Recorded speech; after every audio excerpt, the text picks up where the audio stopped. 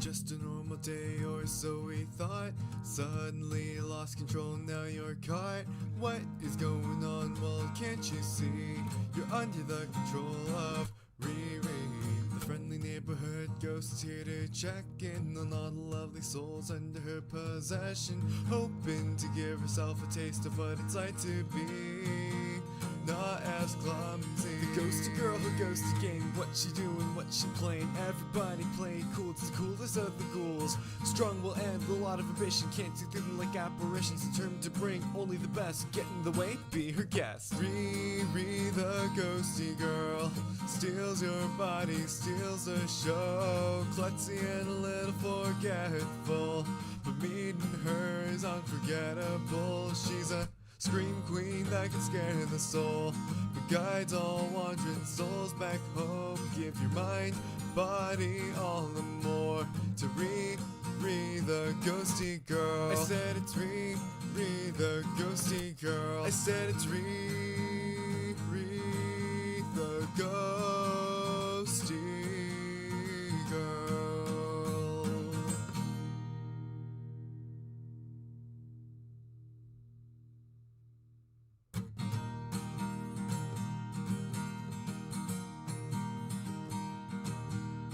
Just a normal day or so we thought. Suddenly lost control, now you're caught. What is going on? Well, can't you see? You're under the control of YuureiRiri. The friendly neighborhood ghost is here to check in on all the lovely souls under her possession, hoping to give herself a taste of what it's like to be not as clumsy. The ghosty girl who goes to game. What she doing, what she playing? Everybody play cool, it's the coolest of the ghouls. Strong will end, a lot of ambition. Can't see through them like apparitions. Determined to bring only the best. Get in the way, be her guest. Riri, the ghosty girl, steals your body, steals the show. Klutzy and a little forgetful, but meeting her is unforgettable. She's a scream queen that can scare the soul, but guides all wandering souls back home. Give your mind, body, all the more to Riri, the ghosty girl. I said it's Riri, the ghosty girl. I said it's Riri, the ghosty girl.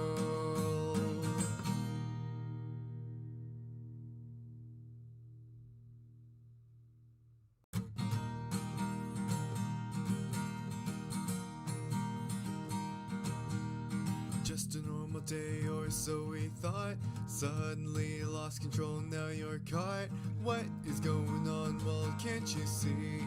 You're under the control of YuureiRiri. The friendly neighborhood ghost is here to check in on all the lovely souls under her possession, hoping to give herself a taste of what it's like to be not as clumsy. The ghosty girl who goes to game. What she doing, what she playing? Everybody play cool, it's the coolest of the ghouls. Strong will end, a lot of ambition. Can't see through them like apparitions. Determined to bring only the best. Get in the way, be her guest. Riri, the ghosty girl, steals your body, steals the show. Klutzy and a little forgetful, but meeting her is unforgettable. She's a scream queen that can scare the soul, but guides all wandering souls back home. Give your mind, body, all the more to Riri, the ghosty girl. I said it's Riri, the ghosty girl. I said it's Riri,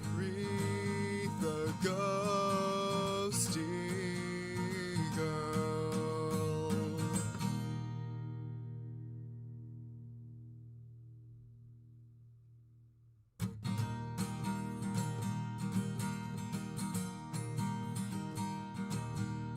Just a normal day or so we thought. Suddenly lost control, now you're caught. What is going on? Well, can't you see? You're under the control of YuureiRiri. The friendly neighborhood ghost is here to check in on all the lovely souls under her possession, hoping to give herself a taste of what it's like to be not as clumsy. The ghosty girl who goes to game, what she doing, what she playing. Everybody playing cool, it's the coolest of the ghouls. Strong will end, a lot of ambition, can't see through them like apparitions. Determined to bring only the best, get in the way, be her guest. Riri the ghosty girl steals your body, steals the show. Klutzy and a little forgetful, but meeting her is unforgettable. She's a scream queen that can scare the soul, but guides all wandering souls back home. Give your mind, body, all and more to Riri the ghosty girl. I said it's Riri the ghosty girl. I said it's Riri the ghosty girl.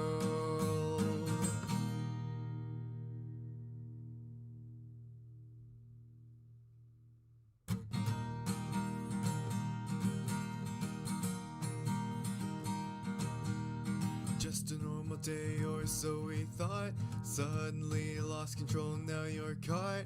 What is going on? Well, can't you see? You're under the control of Riri. The friendly neighborhood ghost is here to check in on all the lovely souls under her possession, hoping to give herself a taste of what it's like to be not as clumsy. The ghosty girl who goes to game, what she doing, what she playing. Everybody playing cool, it's the coolest of the ghouls. Strong will end, a lot of ambition, can't see through them like apparitions. Determined to bring only the best, get in the way, be her guest. Riri the ghosty girl steals your body, steals the show. Klutzy and a little forgetful, but meeting her is unforgettable. She's a scream queen that can scare the soul, but guides all wandering souls back home. Give your mind, body, all and more to Riri the ghosty girl. I said it's Riri the ghosty girl. I said it's Riri the ghosty girl.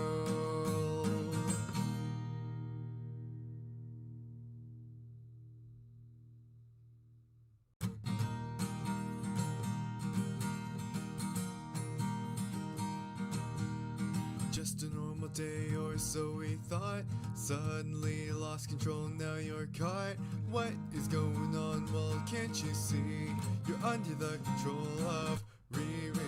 The friendly neighborhood ghost is here to check in on all the lovely souls under her possession, hoping to give herself a taste of what it's like to be not as clumsy. The ghosty girl who goes to game, what she doing, what she playing. Everybody playing cool, it's the coolest of the ghouls. Strong will end, a lot of ambition, can't see through them like apparitions. Determined to bring only the best, get in the way, be her guest. Riri the ghosty girl steals your body, steals the show. Klutzy and a little forgetful, but meeting her is unforgettable. She's a scream queen that can scare the soul, but guides all wandering souls back home. Give your mind, body, all and more to Riri the ghosty girl. I said it's Riri the ghosty girl. I said it's Riri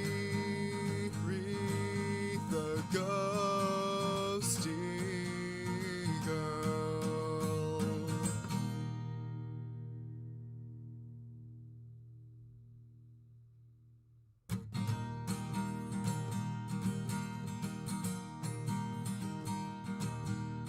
Just a normal day or so we thought. Suddenly lost control, now you're caught.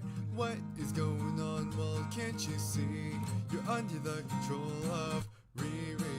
The friendly neighborhood ghost is here to check in on all the lovely souls under her possession, hoping to give herself a taste of what it's like to be not as clumsy. The ghosty girl who goes to game, what she doing, what she playing. Everybody playing cool, it's the coolest of the ghouls. Strong will end, a lot of ambition, can't see through them like apparitions. Determined to bring only the best, get in the way, be her guest. Riri the ghosty girl steals your body, steals the show. Klutzy and a little forgetful. Hello, ghosties!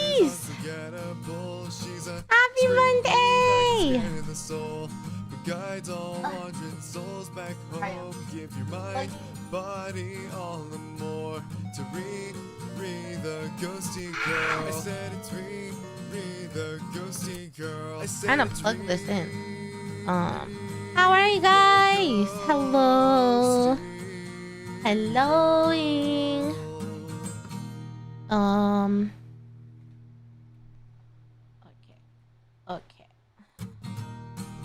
Okay.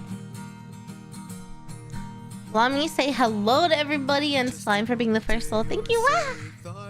Hello Anjo, hello Slime, hello Prince, hello Kitsune, hello Mac Attack, hello Saber, hello Dave, hello Andy, hello Matthew, hello Rex, hello Flavier? Was it a sneeze? I'm not sure.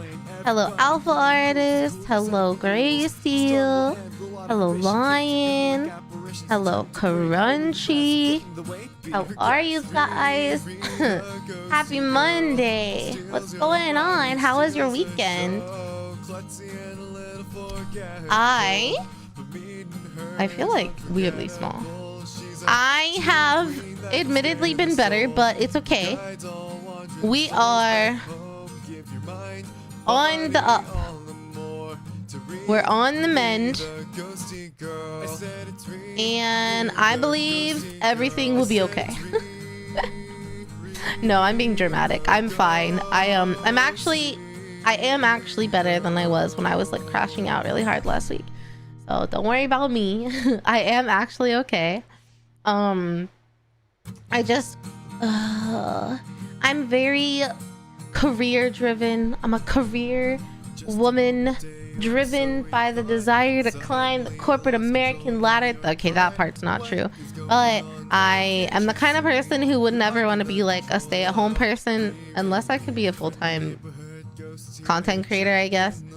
But like then you're not like a stay-at-home person. You have a job. Anyway, I have always cared about my career and what I'm doing, and I've been like very driven to improve that and get more skills and whatever. And my job that I got a little over a year and a half ago now, the culture has been shifting since when I started because there's a new site director and a new like person above him, and I don't like the way that it's changing. And I thought that I was gonna have to be on site every day for a week, every 3 weeks. And I was crashing out about it because the only reason for it was a 20-minute walk in the morning from a few different departments because managers between those departments don't know how to fucking communicate. And because they don't know how to fucking communicate, I was gonna suffer and have to come in as a plebeian, and I was losing my goddamn mind. But then I found out this morning that they reconfirmed because of another manager of a different team, I think the purchasing team and the quality team, they were like, oh well, we noticed someone from Riri's team was here on Thursday and Friday. Do we need to be here extra days because we're not supposed to be on site that many days? Can we call in like we did last time? And it was confirmed that I still only have to be in 3 days a week, asterisk for now. And on my normal work from home days, I get to call in. So thank God for small favors. So so I don't have to fully crash out, like not fully, but I do really dislike the culture, and my supervisor has been, I don't know, just really fucking weird. And like things are fine until she gets into the office, and then it's just like really tense. And so yeah, I've started job hunting. I applied to a couple this weekend, got a couple referrals. I need to finish an application after stream if I have time. Yeah, cause your girl is over it. I'm over it. I would love a full-time like remote job, or back to being only 2 days in office. That way I could do, because I really liked co-working Mondays and like Thursdays, and then or Mondays and Fridays, and then having like Tuesdays and Thursdays as my like nighttime streams. But I don't know, we'll see what happens. Hi Evie, thank you. Thanks for the good luck wishes, guys. I appreciate it. But yeah, so that's been on my mind. That's what I spent a lot of time doing. And then I'm so dumb sometimes. So I basically, all those corpos are shit. They really are, and it's really annoying because my team communicates really well, and we've had like a lot of changes that we didn't like, but we embraced and we made them work for our team. And it's like other people can't follow suit, and it's just annoying. So fingers crossed that I find a job with, like, I don't know, better benefits or better pay. I really think I should be earning more money too. So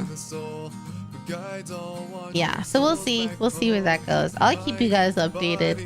Everyone in stream, like, if you're newer, maybe you don't know, but everyone who's been around for 2 years has experienced me job hunting. So I like to keep you guys updated on it, because it's the market, at least in America, is shit right now, and job hunting is really tough. And so I like to talk about it because I know other people have to go through it, and it can feel very isolating, and it can make you feel like, wow, I'm a failure and no one wants me.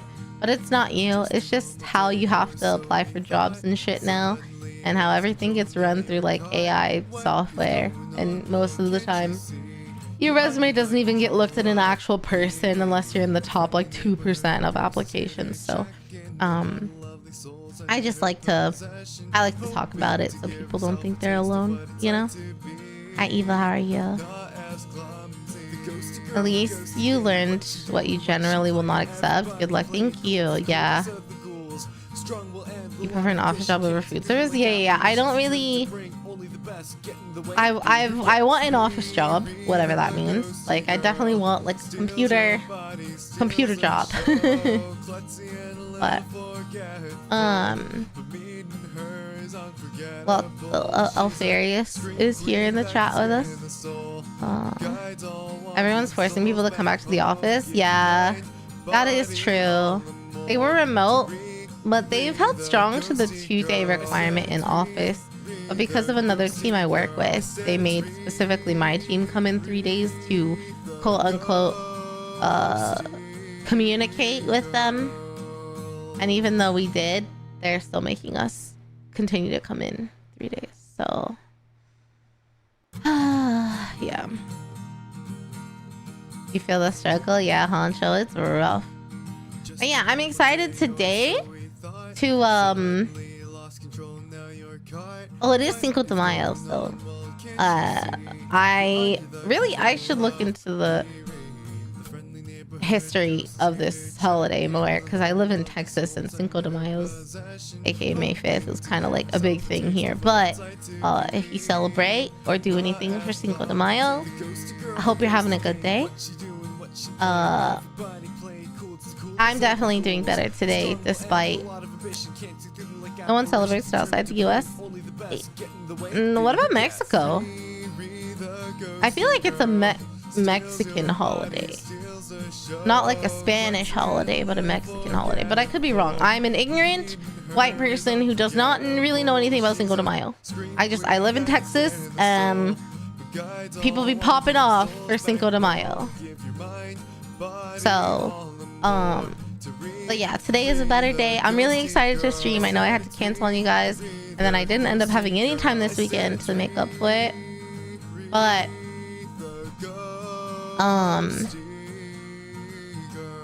yeah, I'm excited to learn how to paint. I don't know anything about painting miniatures of any kind. I don't know about building them. Like, I've never built like Gunpla or anything. I've never done any of that. I'm an artistic person. I took art all through my like formative years in school. I do nail art. So I think the tininess of it I'll be okay with, but I don't know anything about the process. Excuse me. And so I'm really excited to watch some videos with you guys about it today and learn. I don't know how soon we'll paint, because I see YouTube chat in particular is popping off about, oh fuck, about different paints and stuff. I have to get those and figure all that out.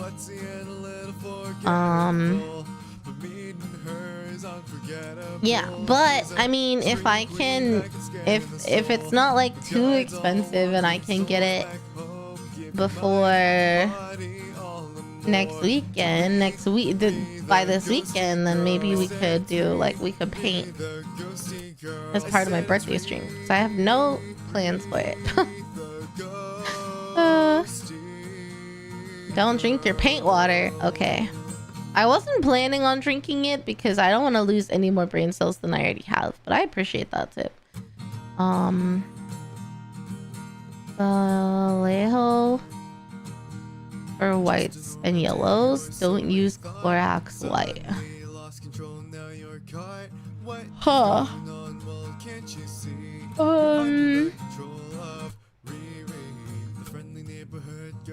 In your paints, old white label Vallejo is the best. Vallejo is the best paint. It goes hard. Don't lick the brush. Yeah, I'm not gonna lick the brush. Keep metallic brushes separate from regular brushes. Scrape off the mold line. Huh. Wraithbone for your first minis. I'm marking your sets right now. Yeah. It took me 10 months, Pyramid, to find a job when I got laid off in 2023, so I'm a little scarred. Hi, Tina! Tina on Twitch just raided. Hello, Tina! How are you? Thank you for the raid. Welcome in, guys. If you do not know me, I'm YuureiRiri. You can call me Riri. I'm a variety screamer lately. We've been getting into Warhammer. I love Nike. Play a lot of Nike. Goddess of Victory. And I do co-working. And this Saturday, we're doing an advice stream. I have an advice like talk show podcast called Advice from Beyond the Grave, where I give you advice from the perspective of your internet big sister. It's totally anonymous, so if you're interested and have something you'd like my opinion on, or something you want some caring but honest advice on, like I said, it's totally anonymous. You can do !advice on Twitch, and it'll give you the link. You can submit, and I'll be talking about it Saturday night. If YouTube wants the link, I can post it on YouTube. I should probably post it and pin it to YouTube. That way you guys have it too. Submit for the advice stream on Saturday. And then I think I can pin it. Yippee! How do I get a fat ass? I've got 3 solutions for you. 1, gain weight. 2, work out at the gym a lot. And 3, get a BBL. You've got three methods. So, you know, whichever one sounds appealing to you. The one that takes the longest, but is probably the healthiest, is working out, weightlifting, working on those glutes. The one that is the most enjoyable is the eating a lot and gaining some weight. The one that is the most expensive but probably will look the best is the BBL. So, you know, BBL is a very high fatality rate. I know a couple people that have gotten BBLs though, and they're doing fine. You just have to find someone trustworthy, reputable. Don't do anything sketchy. Pay a lot of money for it. Yep. Eat more loaded fries. I mean, just in general, you gotta amp up. Like, if you want to have a juicy butt and it's not from big muscles, then it's gotta be from fat, right? So, you know, you could probably combo 3 of them and really, you know, really juice it up. But thanks for the raid, Tina. If you need to raid and dash eat dinner or whatever, please do. I appreciate you very much. Let's see. If you want a white model, spray it in white. How do you spray it? You have to have a special tool for spraying. Huh. Jada with a pause. Like, there's so many words being used. Thanks for the sip, Shadow. So many words YouTube chat is telling me about stuff that I don't know. No. All good, Tina. You never derail. It's perfect. Why are we talking about BBLs? Because Twitch chat was asking for advice. They said, how do I get a fat ass? And I said, well, one way would be a BBL. That's probably the best way, because depending on how, like, everyone's body is different. So depending on how your body intakes fat and how you grow muscle, like, even working out and targeting your glute muscles, like, it can still be really tricky to make them look big and juicy, you know? Not everyone's body reacts the same. But do we have a lurk command? I mean, exclamation mark lurk, but I think it broke. But you can always do it because I'll see it. I think it does a thing. I don't know. I've been streaming for almost 5 years. Sometimes I forget. Sometimes old stuff breaks and then I forget how it started, and then fixing it doesn't happen, so it just gets turned off. So I don't know. But if you lurk, I see it. You know, if you exclamation mark lurk, technically is a command. Your Bannock butt? What's a Bannock butt? You spray paint your models white, black, or metallic silver. Oh, with the spray can. Duh, I'm so fucking stupid. Just buy oh my god. Just buy a can of spray paint, Riri, to spray them all one color. I was literally thinking like a nail art, like, spray gun where they have a well of paint and it air sprays it. I wasn't thinking like a simple, obvious paint, like spray paint can. Goodness gracious. I was like, man, that sounds expensive to spray a model. Oh my goodness. Oh, buy from third-party stores, like local stores. I know there are like card shops and stuff. I'm assuming, is there on the Warhammer website or something? Is there like, can you look up stores that sell stuff? But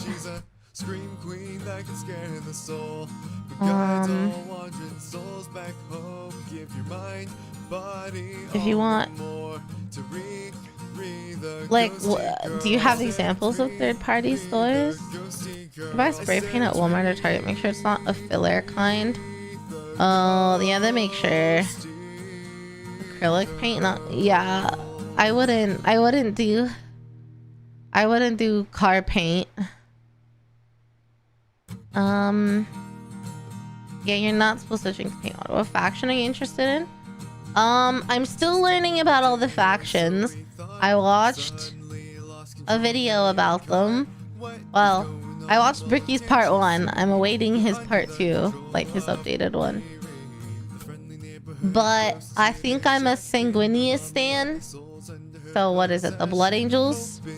But I actually haven't like learned about the Blood Angels yet. Because we learned about Angron and the Sisters of Battle. And then we got gifted the Sisters of Battle miniatures. And they did come in the mail. It's crazy how tiny everything is in person. It was very intimidating. Thanks for the like, name. We've is cool. Sanguinius, he seems the GOAT. I agree. Acrylic paint. Thin paints.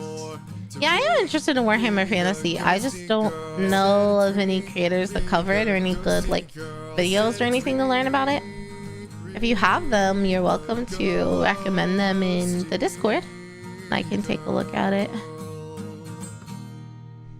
You can use an airbrush. It's more of an advanced thing. Yeah, I assume not worth to just paint casually. Probably mid-May post part 2. Yeah, nice. I know he's like on vacation or something right now. I saw a post about it. I talk like I know Bricky. I don't know him. I've seen like a couple videos. We've consumed Bricky podcast and like 2 of his videos.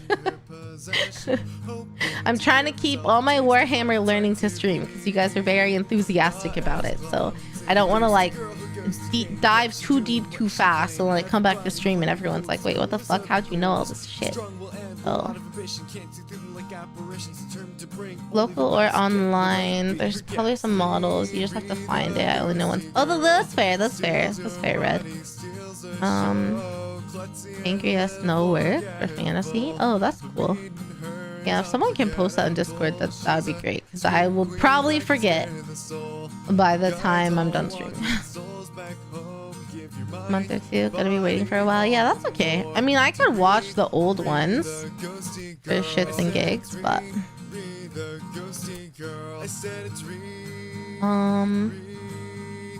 Adric recently making fantasy lore. Oh, really? Well, maybe we'll check that out too, because I have enjoyed the Adric podcasts, watch-alongs we've done. I appreciate their humor. I just worry that it's like a little bit too boring for you guys, like watching reacting to a podcast, but yeah, I haven't heard anything bad about it, so. Hi Lilia, how are you? And Xian, welcome. I think that's about all the updates I have. We can swap over to the screen to watch stuff. Hi Mango, it is me. But I have any other updates for you guys? I think we covered everything. I'm doing good. We're on the mend. I crashed out a little bit last week, but that's alright. We're doing better. You guys genuinely make my day. Like, you don't understand when I'm able to come and like we can just chill and watch a video and learn something new and talk about it. Because so I went to the gym this morning. I was struggling to go last week because I had like a week off and then I was kind of not feeling very good. So I woke up in time. I went to the gym even though I got less sleep than I usually do. I got up, I went to the gym, but then as I was leaving the gym, my head started to hurt. And by the time I got to work, it was like basically almost a migraine.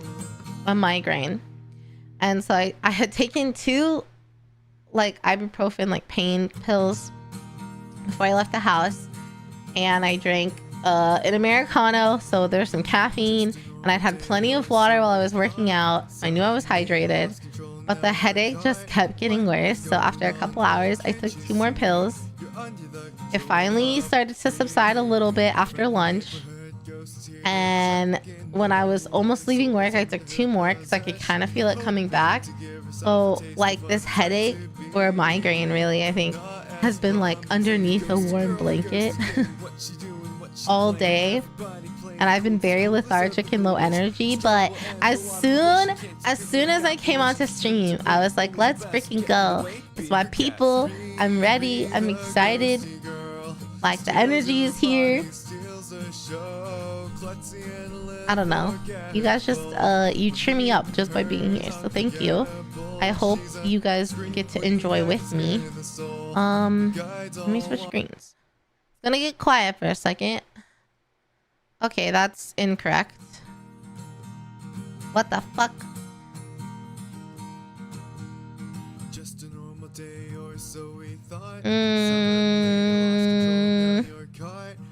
I'm a pill popper only if I'm getting like migraines. If I'm in pain, yeah. Like, if I know that I've done everything I can to fix a headache or like to make it better, if I'm hydrated, if I'd had food, like if I can nap, I'll take a nap. But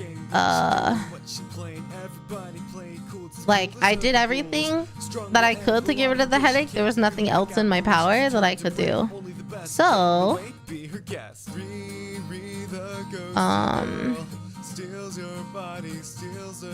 okay, so I take meds.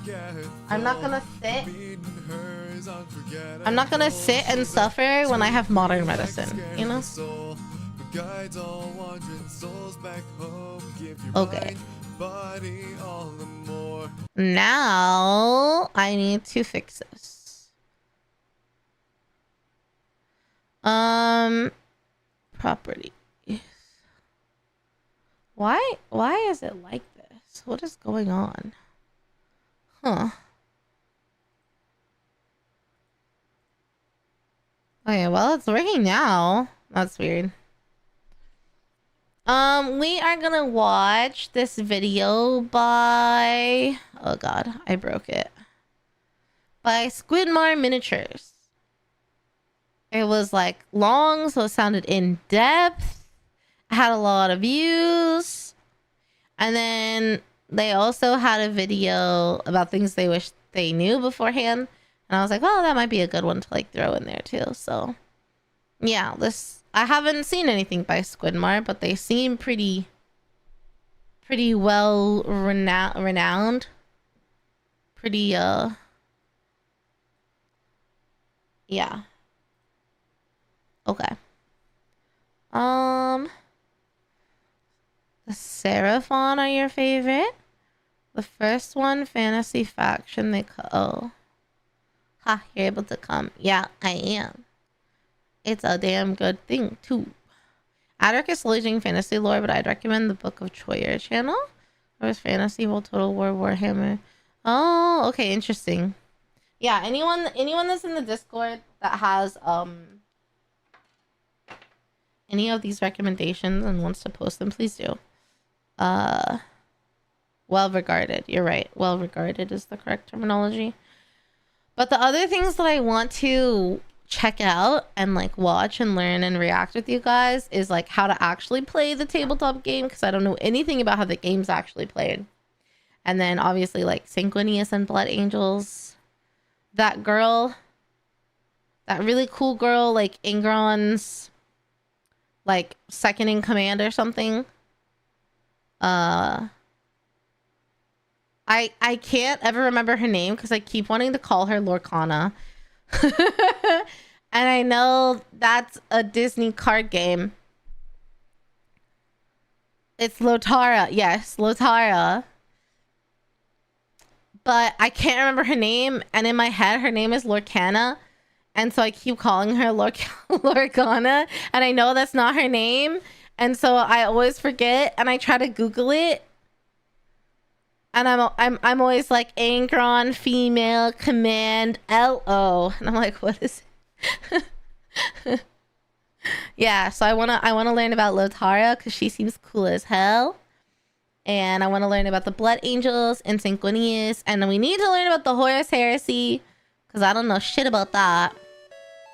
Not really, like it's been touched upon, but I want dedication to the Horus Heresy. There's not a lot about her. Well, I want to know what there is about her because she seems very cool. And yeah, how to play the actual game, because then maybe I could host a game on Tabletop Sim if I'm interested in the gameplay. And then we gotta paint, and there's 11 of these guys to paint, so I assume that's gonna take a while. But yeah, so there's like a ton of things I want to learn. But I've just been, I don't want to like I said, I don't want to dive too deep too fast. So I've been keeping it to like one react a week. But maybe like we'll react to one video and then do something else. I don't know. I might try that the week after next. Because next week is my birthday. And hopefully we'll have our new model. And by our new model, I mean my new model. The plan, that was my birthday plan, was to debut the new model, but I don't know if I'll have it in time to set everything up, so we'll see. Anyway, who would you play with? I don't know. I would just ask around and see if anyone would like to play. Yeah, I don't know. That's the thing. I don't know who would want to play with me, but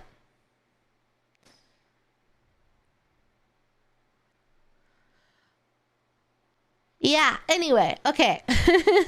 Let's start the video. It should be a good volume, but if you guys think it's quiet or anything, let me know. Also, Lucid, thank you so much for the free sub for 8 months. Okay, Didi, welcome back home. Thank you so much for the support. I really appreciate it. We almost have a stream, baby. Okay. So let's watch the ultimate guide to painting our first mini. Yeah, you have to play on tabletop sim, right? Although I do know, what is it, Space Marine 2 has co-op, right? So I could check that out. Yeah, I got gifted the Sisters of Battle minis. There's exactly 11. So I can paint each one like one of the Glitch Stars girls. So I'm very excited. So I figured let's watch this because I'm interested in learning how to paint.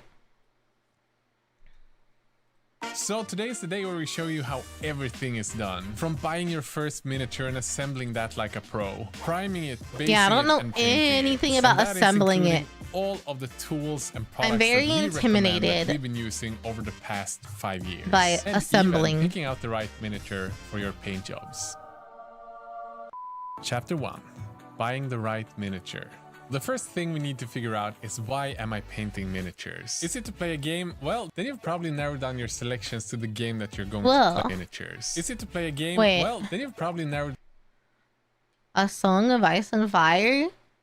There's a Game of Thrones tabletop miniature game? Warhammer 40k Kill Team? I know D&D has miniatures, but they're not required, right? I've never heard of Conquest or Necromunda either. Huh. Wow, there's so many more tabletop games than I even knew existed. Painting your first 12 minis took you a year? Oh, fuck. Okay. I was thinking, you know, maybe one stream per mini. You know? Maybe I was just thinking really highly of me. Minis aren't required. They're just cool to have. Huh. Necromunda is a combat between gangs in the depths of a hive city. That sounds cool. Mini per stream, very doable. Assembly is easy. 2 stream per minis could work. Oh god. The thing is, I'm a bit of a perfectionist sometimes. So that's where my concern comes from. Because I do my own nails and I paint them. And it'll take me like 4 or 5 hours to paint my nails. And they're not even, like, this time around, they didn't even turn out that good. Because my plan didn't work. So that's my concern. But maybe I'll be better at painting minis than I will be at painting my own nails.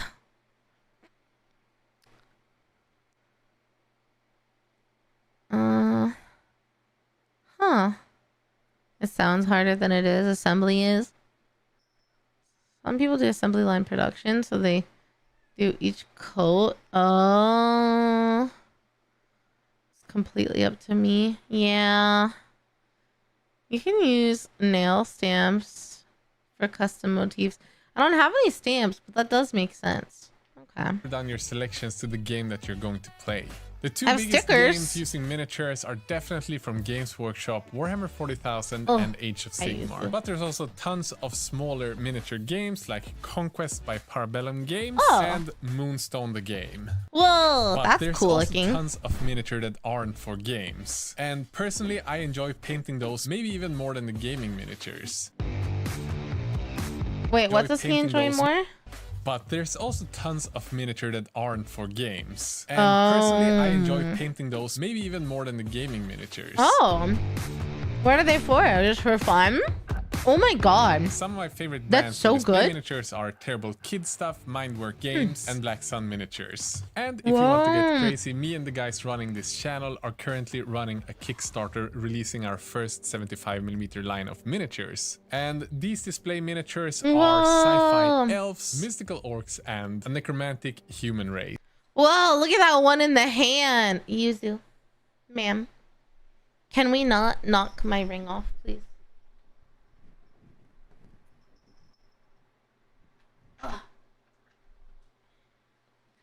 Dude, that one sitting in the hand is so cool. What the hell? I like how a bunch of people have said that they're painting their own minis while watching this. They actually paint display minis, so just for fun. No more decals. Stamping plates for you. Oh, okay. Metallic Sharpies. I guess, yeah, metallic Sharpies do seem like not a bad idea. Listening while painting. Hell yeah. I can't get over that one sitting in the like hand. That one is so cool. Alright, I know that's not the point, but I will put all of those links down in the video description because these are pretty freaking awesome. wow. If you're one of those that's buying a miniature that's not for gaming, it is very important to not just select a miniature that looks cool because... Sorry. I know the point of this is to like learn how to paint. So obviously, he's gonna be good at what he does. Also, sorry, I'm eating a cookie. I gotta work. But like, holy fucking shit, he's so good at what he does. Because I've been seeing like, you know, people have been posting minis in my Discord, showing me what they're painting. I've been seeing it like when I Google search and looking stuff up. And everyone that's been posting, like, I think is genuinely doing a really good job. They all look really cool. But like, holy shit. Looking at this guy's painting, like, I mean, it's like looking at a, you know, a what's the word? It's a professional, right? He's a professional, so.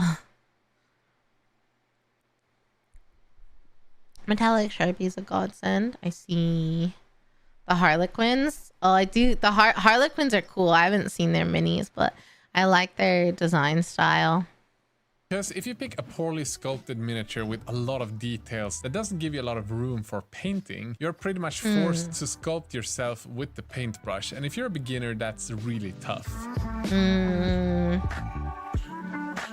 That makes sense. If you check out the brands that I've mentioned earlier, as well as the ones that we've designed ourselves, we've made sure that the miniatures have well-sculpted features. And when you pick a miniature like that, the brush will pretty much follow the shape of the miniature, meaning that you will not have to fight against the sculpt to create something pretty. And painting a miniature like this will not only be easier, but you'll probably have a much better end result than if you pick a miniature that has tons of details that just cover up all of the shapes of the mini. And with that, you will also become a better painter.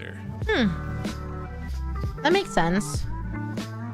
An example of this is what I like to call the classic balloon muscles, where there's pretty much just bulges representing muscles on the miniature, as opposed to something say sculpted by Jacqueline Palacios, where the muscles are sculpted realistic yet still keeping the fantasy vibes. Another big issue that I found with a lot of these miniatures is that they are over-designed. Just take a look at these two examples. We have the classic Space Marine over here, quite simply designed with great shapes. And then we have this one over here, with not just metal armor, it also have patterns over all of the armor. It also have gemstones, it has backpacks, it has tassels on the backpack, and it has emeralds on the tassels. It has a cow on the helmet with horns and tassels on the helmet. And painting this as opposed to this one will definitely not only take more time, but will also probably make you a less good painter if you're just starting out. So start off simple and give yourself easy wins.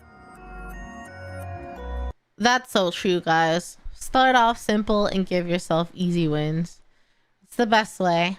You don't want to burn yourself out and get frustrated too early. The quality of painting would take months because of the techniques used. Yeah, I can imagine. Seeing his level of painting almost discouraged me from learning how to paint because I thought I'd never reach that level. Comparing other people's paint jobs, like checking on your friend on Facebook, having a vacation, don't do it. Your skill develops in a way that's uniquely yours. Absolutely. Because it's art, right? It is literally art. Like you're painting. That's art. Everyone has their own artistic style. We all start at different places. It doesn't mean that you can't get better. It doesn't mean that you're like worse than someone because you paint like a different way or whatever. Like I don't mean to compare people skill wise or anything like that. This person is just a professional, obviously, right? It's like comparing me at the gym to like a professional, I don't know, weightlifter. Like if you watch them lift weights, it's probably really pretty. And if you watch me lift weights, it's definitely not. Like, they're a professional, you know? So, obviously, I can super admire and appreciate Squidmar's work. Like, is incredible. But I do love that it encourages people to be artistic, to paint minis, because you know, I don't think we have enough creative artistic expression sometimes, and it's an art form. So it can test your patience. Some of us here are for the game more than for their painting, so you kind of just want to rush the bar of good enough. Oh, I see what you're saying. Yeah, because you just want it to be done so you can play with it. They have so much detail, it's annoying to paint. I guess I'll have to deal with that, huh?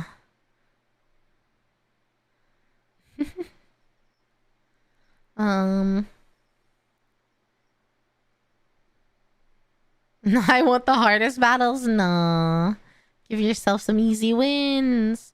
Yeah, paint them however you want. Yeah. Just have fun, enjoy the process. You can check more casual paintings, set expectations accordingly. Oh, for sure. I am not gonna expect myself to be as good as Squidmar. Painting it was never my forte. The two most common materials we work with as miniature painters is plastic like polystyrene and resin. Most of the bigger gaming miniature brands work with polystyrene like Games Workshop and the Conquest Miniatures, while the smaller boutique brands that produce smaller quantities of minis like these ones as well as the Moonstone ones are made in resin. Over the last couple of years there's also been the addition of 3D printing, and that gives us a huge possibility to find unique miniatures and print them in our home the same day that we find them. And to me it's just awesome how many creative miniatures we have to select from. Oh my god, Yuzu. What the hell are you doing? Sorry. This is a box of Gore Chosen of Drum. Hold on, let me give her a toy to play with. Do you want food or do you want a toy? Do you want food? You want food? You want that? She's like having like a zoomy attack on the okay, she doesn't want the food, so let me give her the toy.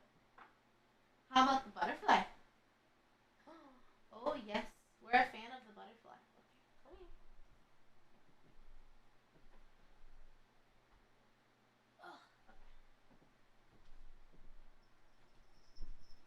I have this butterfly toy I give her sometimes, and it like moves around in a circle. Sorry, anyway, cat things.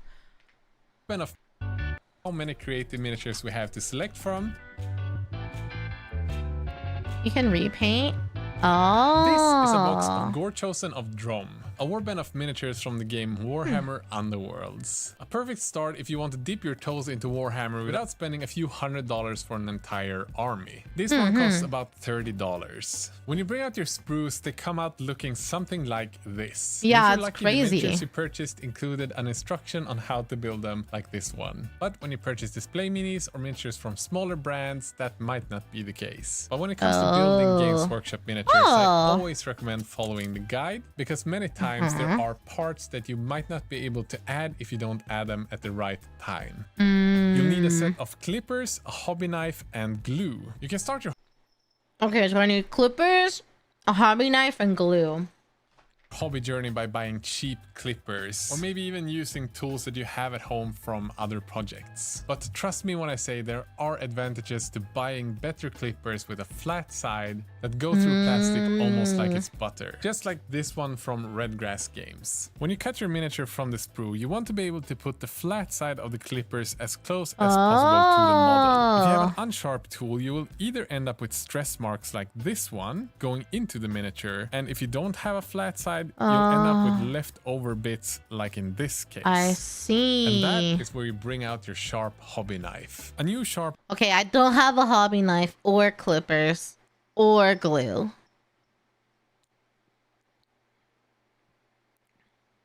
God hand clippers. Okay. sharp blade is always preferred to scrape off any Oh, leftover God. parts on the Oh no, if I do that, I'm gonna cut myself for sure. X-Acto knife is good. I don't have one of those.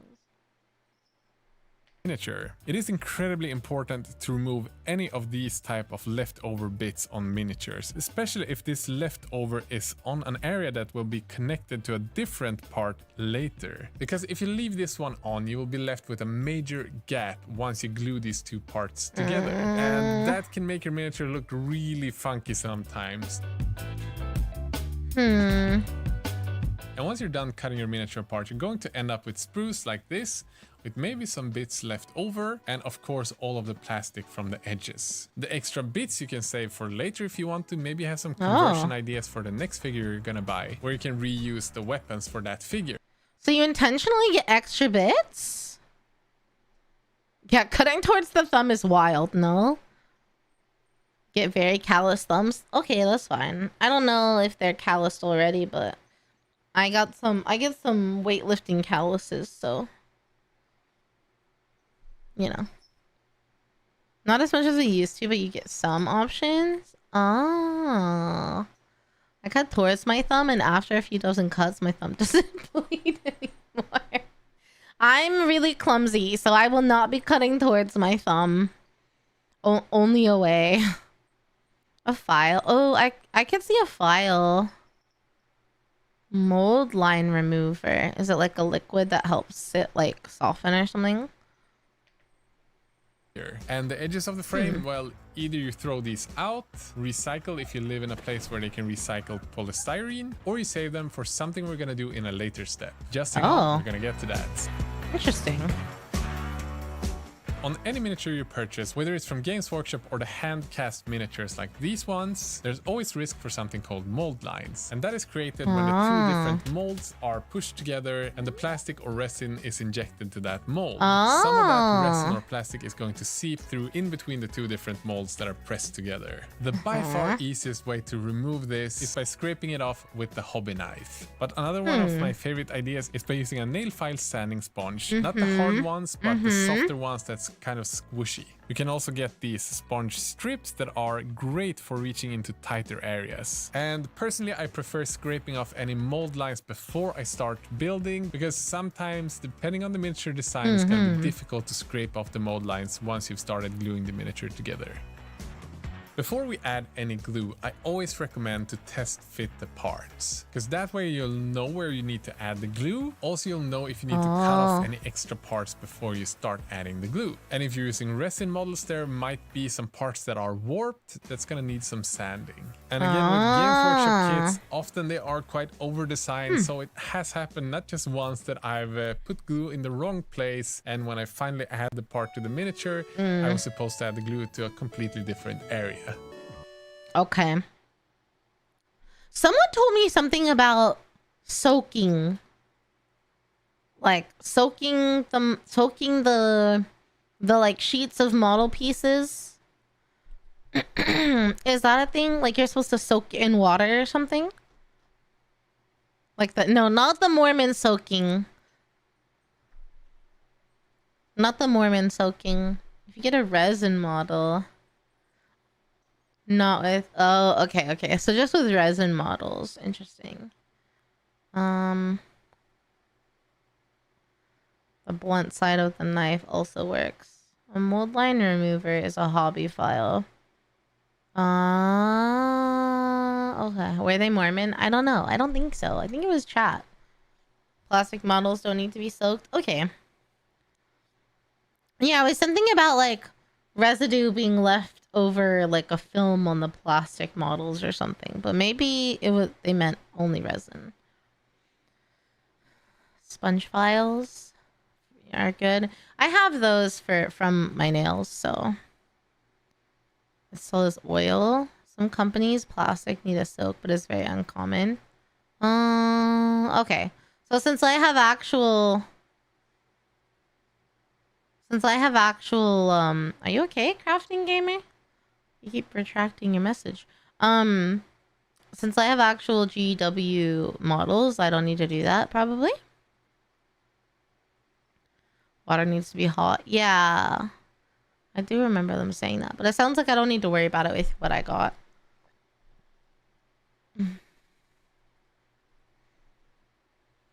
Is what I'm hearing.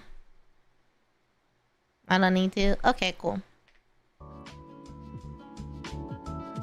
There's so many different the miniatures glues. are cut up, they are cleaned up, they're ready to be glued together. When building polystyrene miniatures, my favorite sort of glue is plastic cement, also known as plastic glue. I've got a few different brands from Army Painter, Tamiya, and Citadel. My favorite one is definitely this one from Citadel, as it's got a really nice metal tip that helps me control where I get the plastic glue. If we get it in areas where it's not supposed to be, it's going to muddy up the miniature and melt some of that plastic.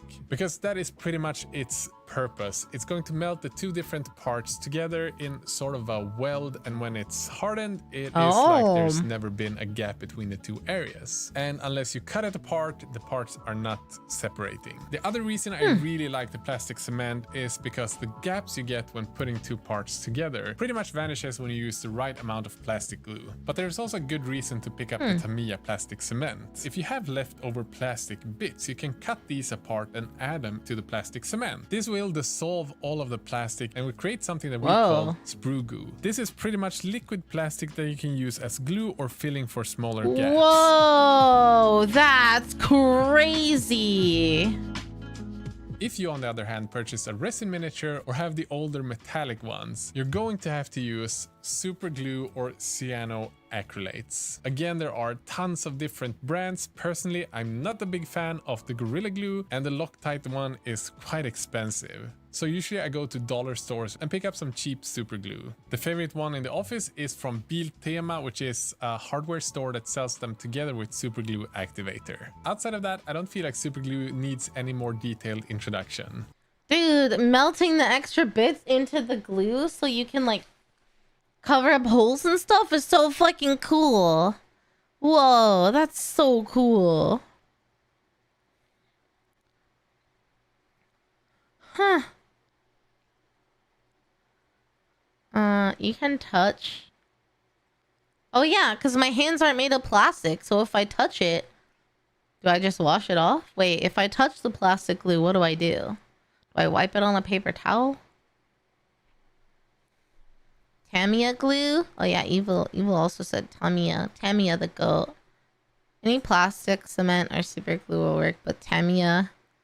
I don't know, that one that he showed with the metal tip looked really nice.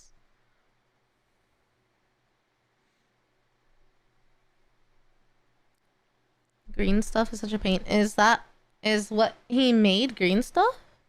Mr. Cement? Oh. Citadel is the metal tip, and it is nice. The metal tip just looks really useful. You wash it off. Okay. Yeah, I won't lick it. I'm not tempted to eat glue. Even as a child, I wasn't tempted to eat glue, so we're good there. Green stuff is a 2-part epoxy clay you can buy to fill gaps. Yeah, someone was using green stuff to make like maids. Space Marine maids, I think. Green stuff can be used to sculpture on bits. Yeah. In my Discord, someone was using it for that.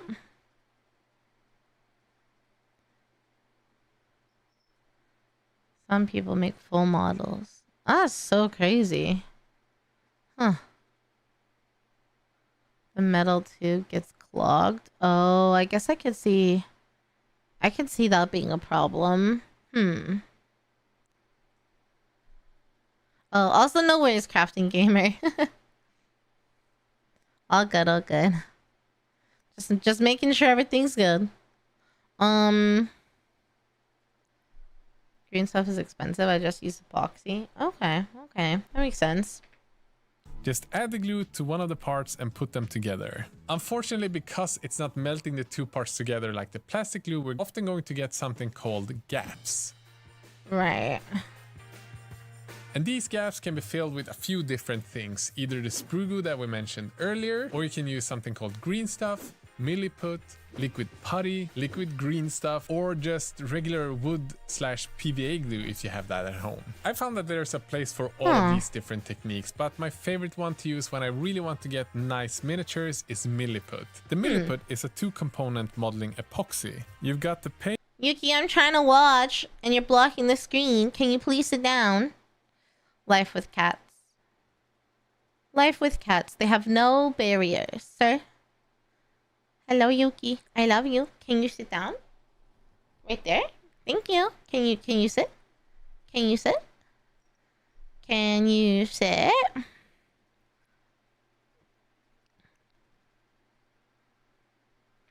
Paste and the activator. Mix the two together in equal parts into the amount you need and push it in place. It's easy to use, easy to move around, and most of the times I don't even have to sand it to have a smooth transition between the milliput and the miniature itself. You can moisten any sculpting tool that you have so that it won't stick to your tool and just shape it in the way that you want. And when you're going to blend the milliput against the figure and using a brush, don't use an expensive brush. Maybe you have some old hobby tool from an IKEA paint kit or something like that, or dollar store brushes that you can use. And remember to clean up the brush after you've used it against milliput, because otherwise it's gonna be ruined forever.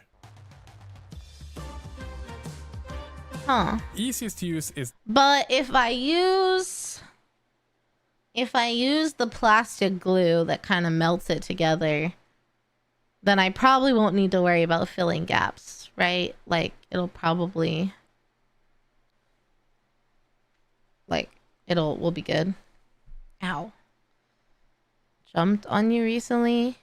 Broke your models? Oh no!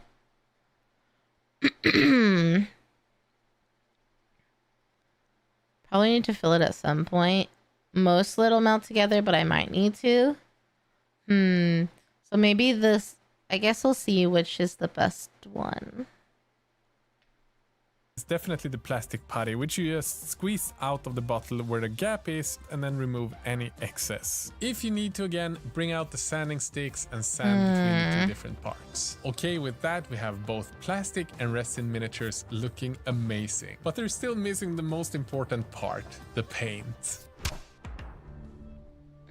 Way before I even started this YouTube channel, I picked up my first Red Grass Games wet palette and I fell in love. And now we come full circle because now they are paying me to talk about the product that I already purchased myself. And earlier this year, they released version 2. I love when that happens. And they've listened to the audience. Not only have they made their smallest wet palette slightly bigger, but they've also made the big one a little bit deeper. And the foam is about 50% thicker, which means that you can fill it with more water and it will last longer until you have to refill it. And to me, that means that they are serious about continuously making the best wet palette even better. Wow. To me, though, I don't know what best it is, but it thing looks is the cool. new membrane. This is the wet palette paper, and not only does the paint last longer on it and it's easier to work with, because over the past 8 months we've tried it and it's clearly superior to the old ones, but it's completely unique because the best thing is that you can actually clean the wet palette paper and reuse it. The pre-order for this wet palette and the smaller one just went live, so if you want to be among the first one to get it that wasn't part of the Kickstarter, you can just follow the link down below. I promise you, you will not be disappointed. This is a terrific product. And now keeps let's the get paint back wet? to teaching you how to paint. Don't get it, you don't need one. No, I know I won't. Now we're going to... I'm not gonna... Okay. I'm not gonna go crazy and like buy every possible tool. If I keep painting them and really enjoy it, then yeah, I'll look into like more tools, but it's cool to see like what there is, you know? Oh shit.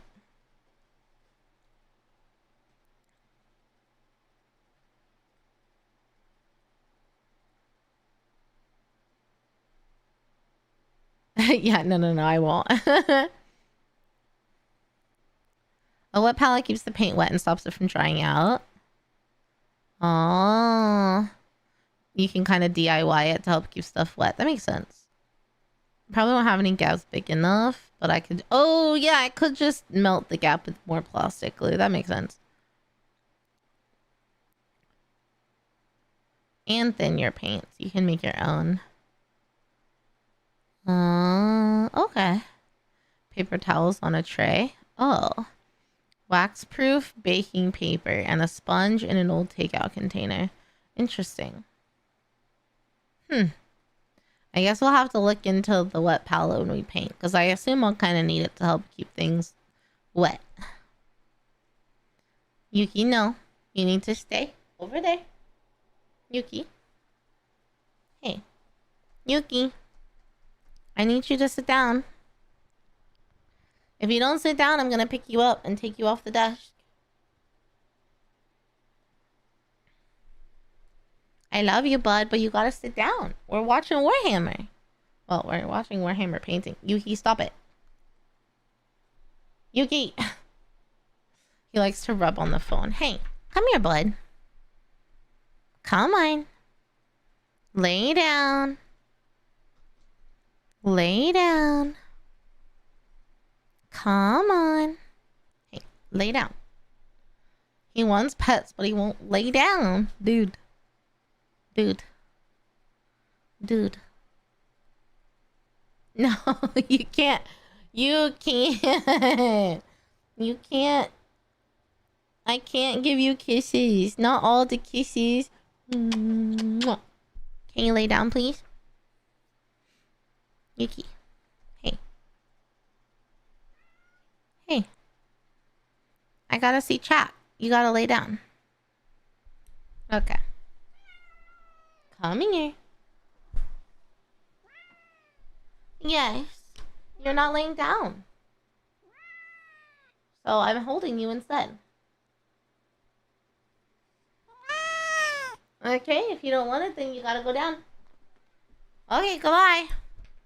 To dive deep into the most common techniques for beginners to learn and the steps you're gonna take after today. There's quite a few tools you need to paint your first miniature. First, an obvious one is a brush. There's a few different ways to go at it, but if you don't have a strict budget, I always recommend to start with 3 different brushes. The first one is a Kolinsky Sable paintbrush. This is a brush made from natural hair, and the reason you buy one, it's got an unmatched precision. The tip is the sharpest one you can get for miniature painting, and it keeps the tip sharp for a very long time. The good thing about the Kolinsky as well, it's got a good reservoir, meaning that it can store paint in the bristles of the brush much better than a synthetic brush. And the last one, but also probably one of the biggest one, is that the flow of the brush, the way that it follows the shape on miniatures, it cannot be replicated on any synthetic brush that I've ever tried. So once you've tried a really good Kolinsky brush, you won't go back.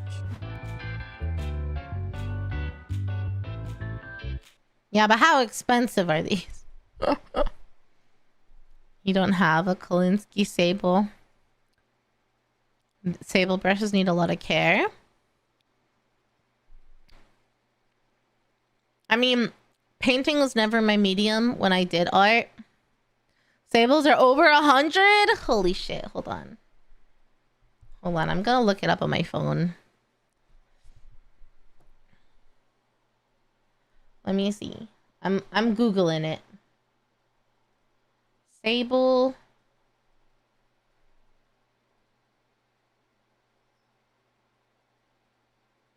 Oh no, I didn't see. My parents went to Taco Bell and I didn't see the text, so they probably didn't give me anything. Oh man.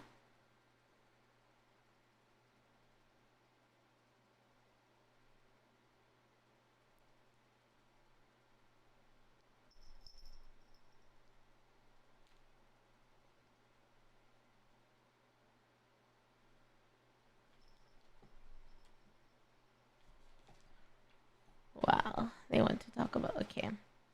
Sable brush.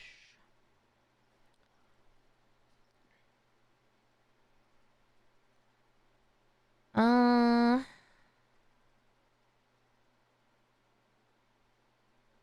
I see. Is Kolinsky like the brand or the style? I have a Kolinsky Sable and a goat hair brush. Sable's really expensive. Goat hair is cheaper and works really similar. Singular sables I've seen for 15. Yours is under 30 or less. Would you like to talk about it? But they probably didn't even know that I like their quesadillas. Or the 5-layer burrito.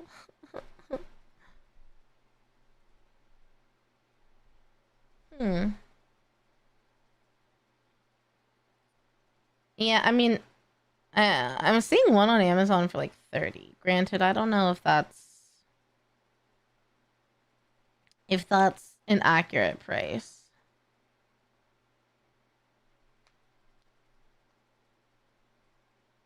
But I suppose I can just use whatever I have, probably.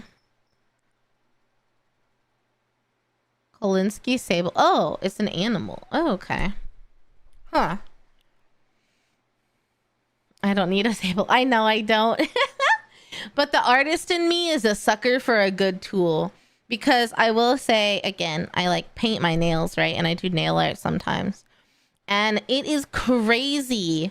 Crazy. Like, I understand the difference in a good brush and a cheap brush. Will a cheap brush work? Yeah. And will a cheap brush probably do just as good of a job if you really work with it, if you get to know the brush, like if you perfect your technique and all that? Yeah, for sure. For sure. A cheaper brush is not going to stop you from doing good work. But man, when I tell you, I compare the like really cheap, like it was probably $5 for a set of brushes I got as a gift. When I compare that liner brush to the like $20 liner brush I got from a fancy Japanese nail brand, yeah, there's a huge difference in just how it holds the paint, like how it moves as you paint with the brush. Like, it's crazy. And I also think the cheap ones are synthetic that I have, and the expensive ones are, I don't know if they're synthetic or not, but they are a very different material, so they might not be.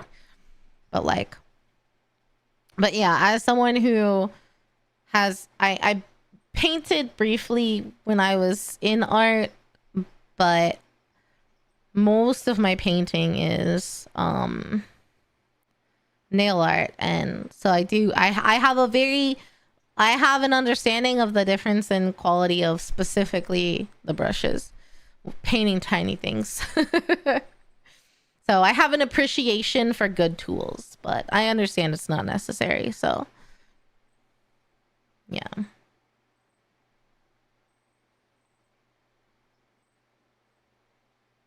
Yeah. So I hope you guys don't think I'm out here like, oh my god, I have to get a fucking Kolinsky sable brush. Would I like one? Yeah, that'd be really fucking nice. Apparently, if that's like the creme de la creme. But I know that that's, I don't need to jump straight into, the professional brush. I understand, even if I want to. The second brush I recommend you to get is a cheap synthetic brush. Usually I buy these from a dollar store or a hardware store, 10 pack for maybe $7. But previously I've also purchased stuff from Amazon and Wish, and all of them have worked greatly for the purpose this brush is gonna have. Because where the Kolinsky brush is like a Ferrari, you cannot drive it on a forest road, but when you're on the racetrack, it's unmatched in speed and precision. The synthetic brush is your tractor. It's gonna do all of the dirty work. It's going to be perfect for painting areas where you can't reach with the Kolinsky brush without breaking the bristles, and just generally stuff that's bad for the brush, like washes, contrast paints, and metallic paints. But when you want to paint details, like getting the final highlights, or maybe painting eyes or tiniest stuff on the miniature, the Kolinsky brush is going to be unmatched. And just having one of each of these brushes is going to let you paint for a very long time without having to purchase another brush.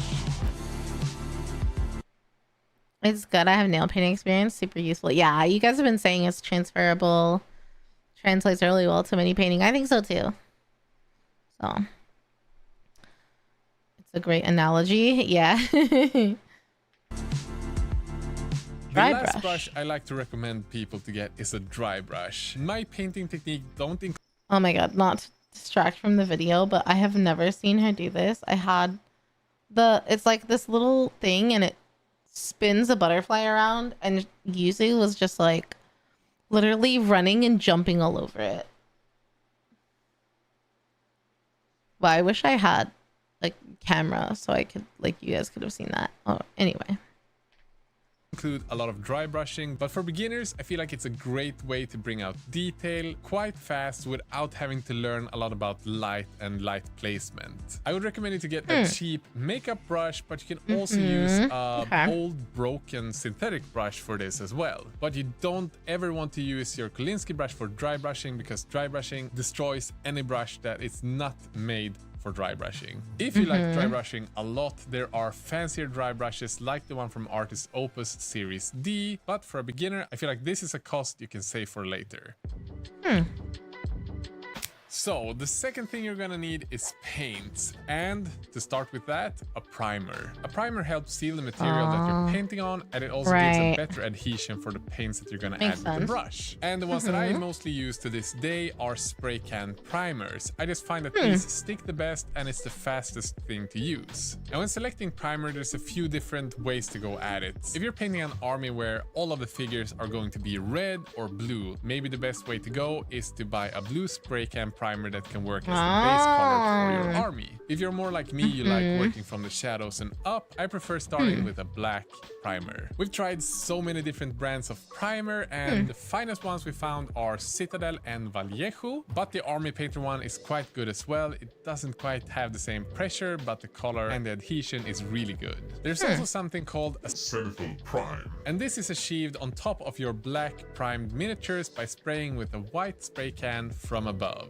And this is done for a few different reasons. The first one, and the main reason that I often do it, is to create a volumetric base priming on your miniature, meaning that the brightest point of the miniature is going to be raised towards zenith, which would be the sky, where the light mostly comes from, and it will leave the shadows darker. This is awesome if you're using translucent paints or inks to paint your figure. It kind of gives you free highlights and shadows, but it also gives you a higher saturation in the highlights, because the brighter the undercoat you have, the more of the color of your next layers is going to shine through. And having a completely white undercoat priming your miniatures white gives you a much more vibrant tone, especially if you're using colors that have a quite poor pigmentation. Usually that's colors like orange, red, and yellow. Another reason why I really like using Zenithal Prime is because it helps bring out the details. My eyes are not quite what they used to be, so having white from above really helps me see what all of the different details on the miniatures really are, as opposed to when everything is just a matte black.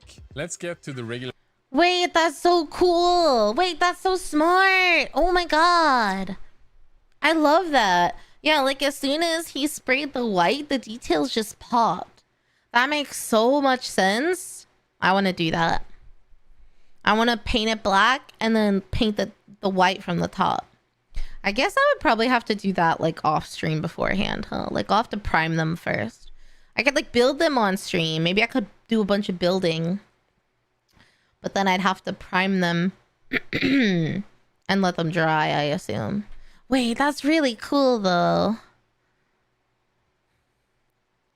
Spray painting is faster and easier. You dry brush them to control the light source. I feel like I'm kind of bad at light source situations. Zenithal's good when using contrast paints. Prime outside usually so you don't die from the fumes. Yeah, I guess I don't want to die from the fumes. Is the Zenithal the method or the type of paint? Yeah, I'm not gonna use spray paint inside, don't worry, Crime.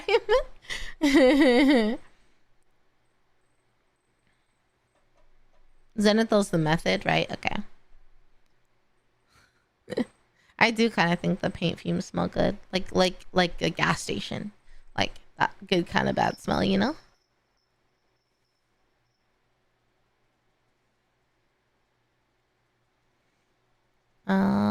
White from below. Oh yeah, I can see that being cool too. But the white from above, I feel like makes more sense. Hello, Yuzu. I would like you to not be up here. Thank you.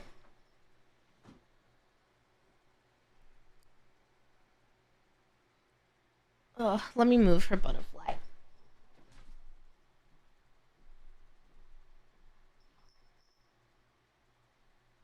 She broke it.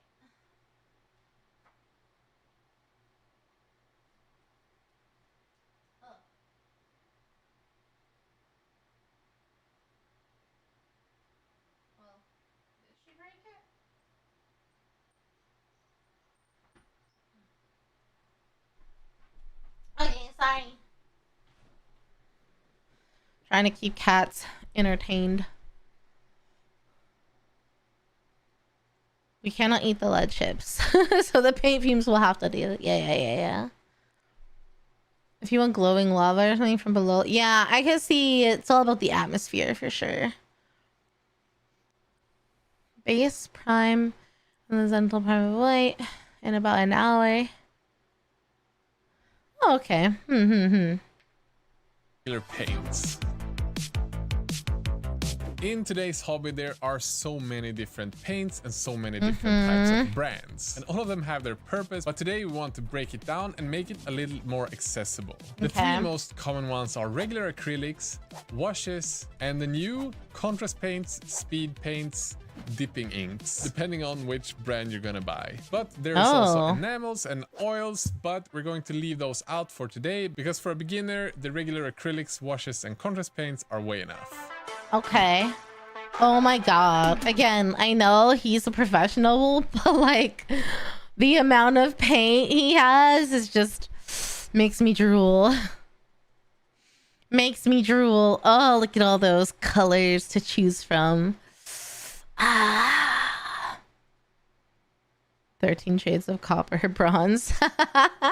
That's me with anything sparkly. I always get so many sparkly colors. So many sparkly colors.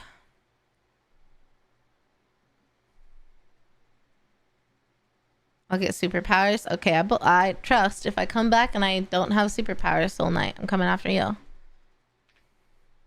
The regular acrylics don't need a big introduction.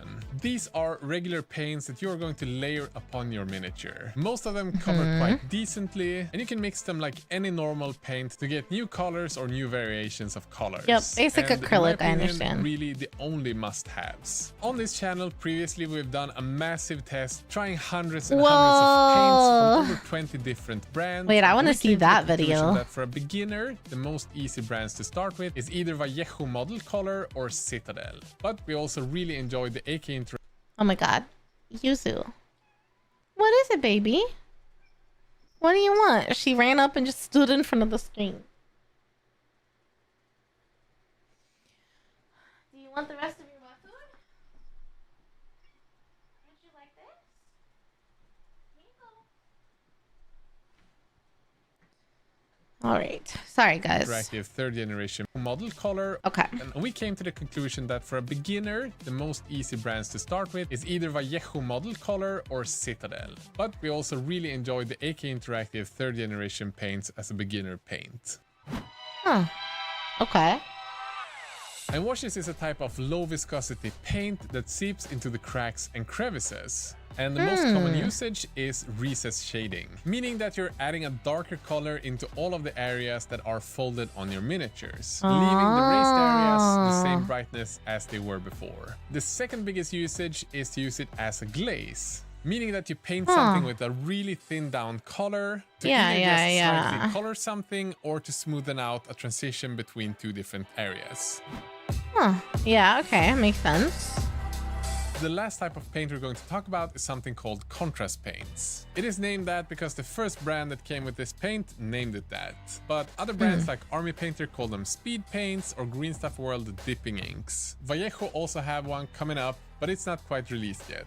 This is a low viscosity, high pigment, translucent paint. The purpose of this paint is pretty much to give you a one-coat paint that leaves you with a highlight, a shadow, and a mid-tone. And it's often used over a white primer or if you want to use its full potential over a zenithal highlighted miniature. This will leave the most raised areas the highlight tone. The mid-tone, the part between the shadow, this area will also be the most saturated as it's a translucent and vibrant paint over a white primer. And in the shadows, you will still have the same shadow tone that you had from your priming. It's like an ink. This type of paint is awesome if you're painting a lot of miniatures. Maybe you're batch painting an army, or maybe you have 20 figures to finish for the Dungeons & Dragons game this evening. With the contrast paints and speed paints, you're going to have something that looks quite good with just one coat.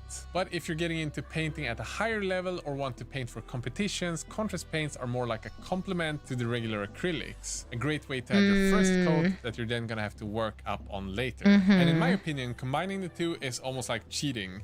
It gets you great looking miniatures in a really short amount of time. But the big problem, it's gonna be quite pricey to start out buying both acrylics and speed paints. Yeah.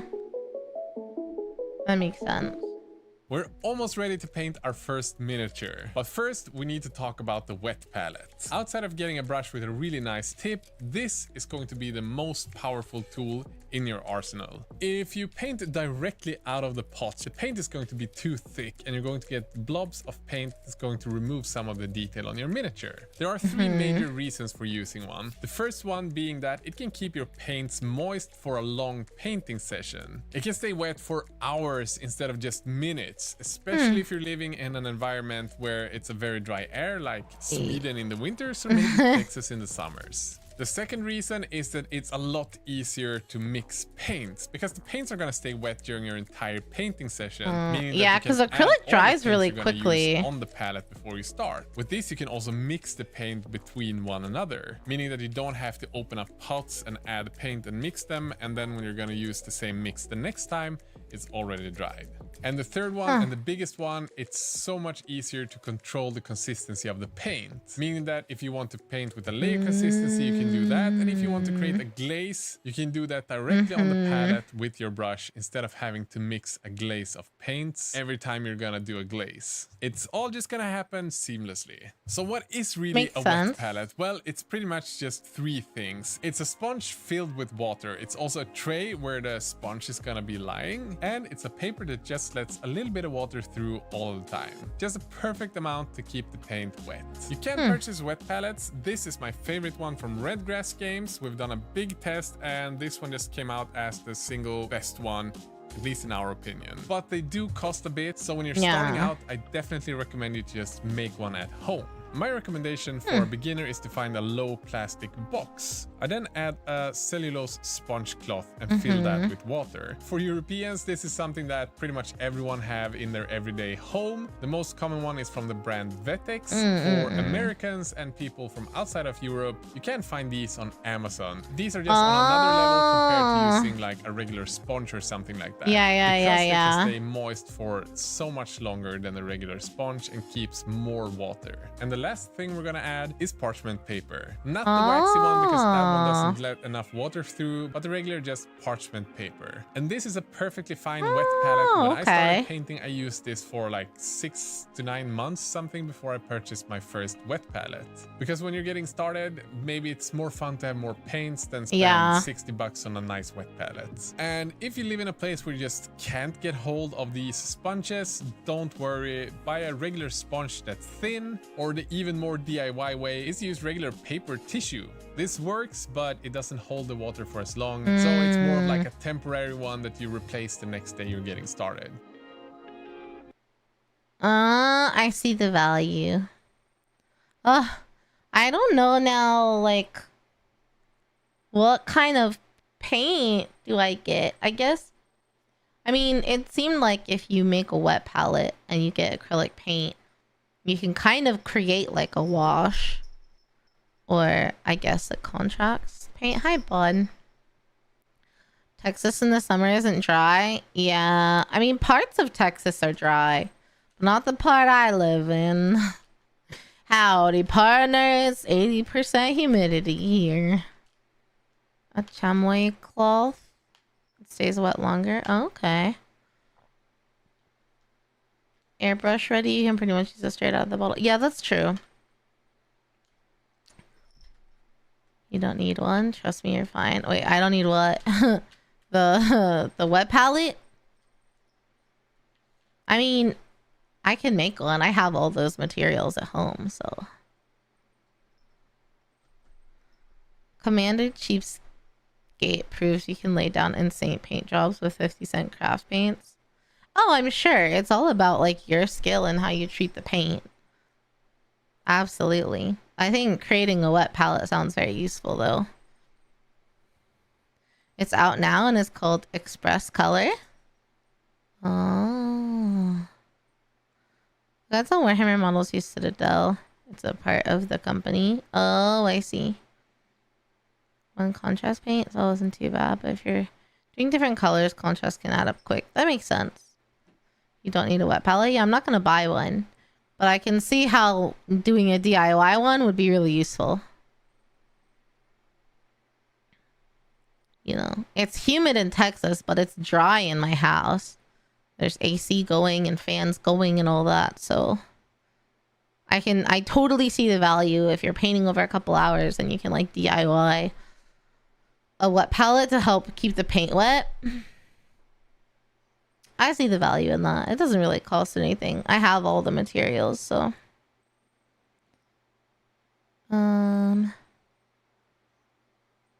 eBay paint lots is where it's at. You can get huge lots for 40% retail from people getting out of the hobby.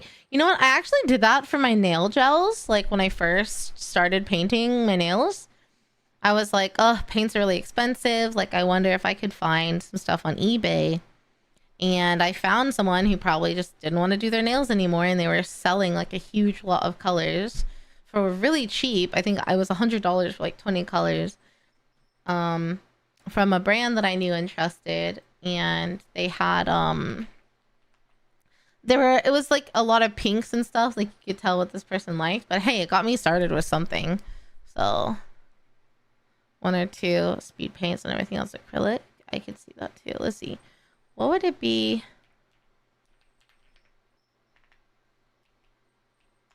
Huh. Friend sent you a lot of his paints you didn't need anymore. Oh, that's nice. Oh yeah, good idea looking on eBay. I'm gonna leave this tab so I can check it out later.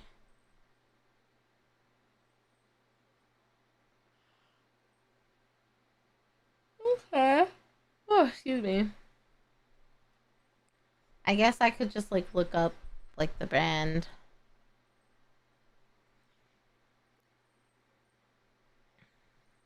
Okay.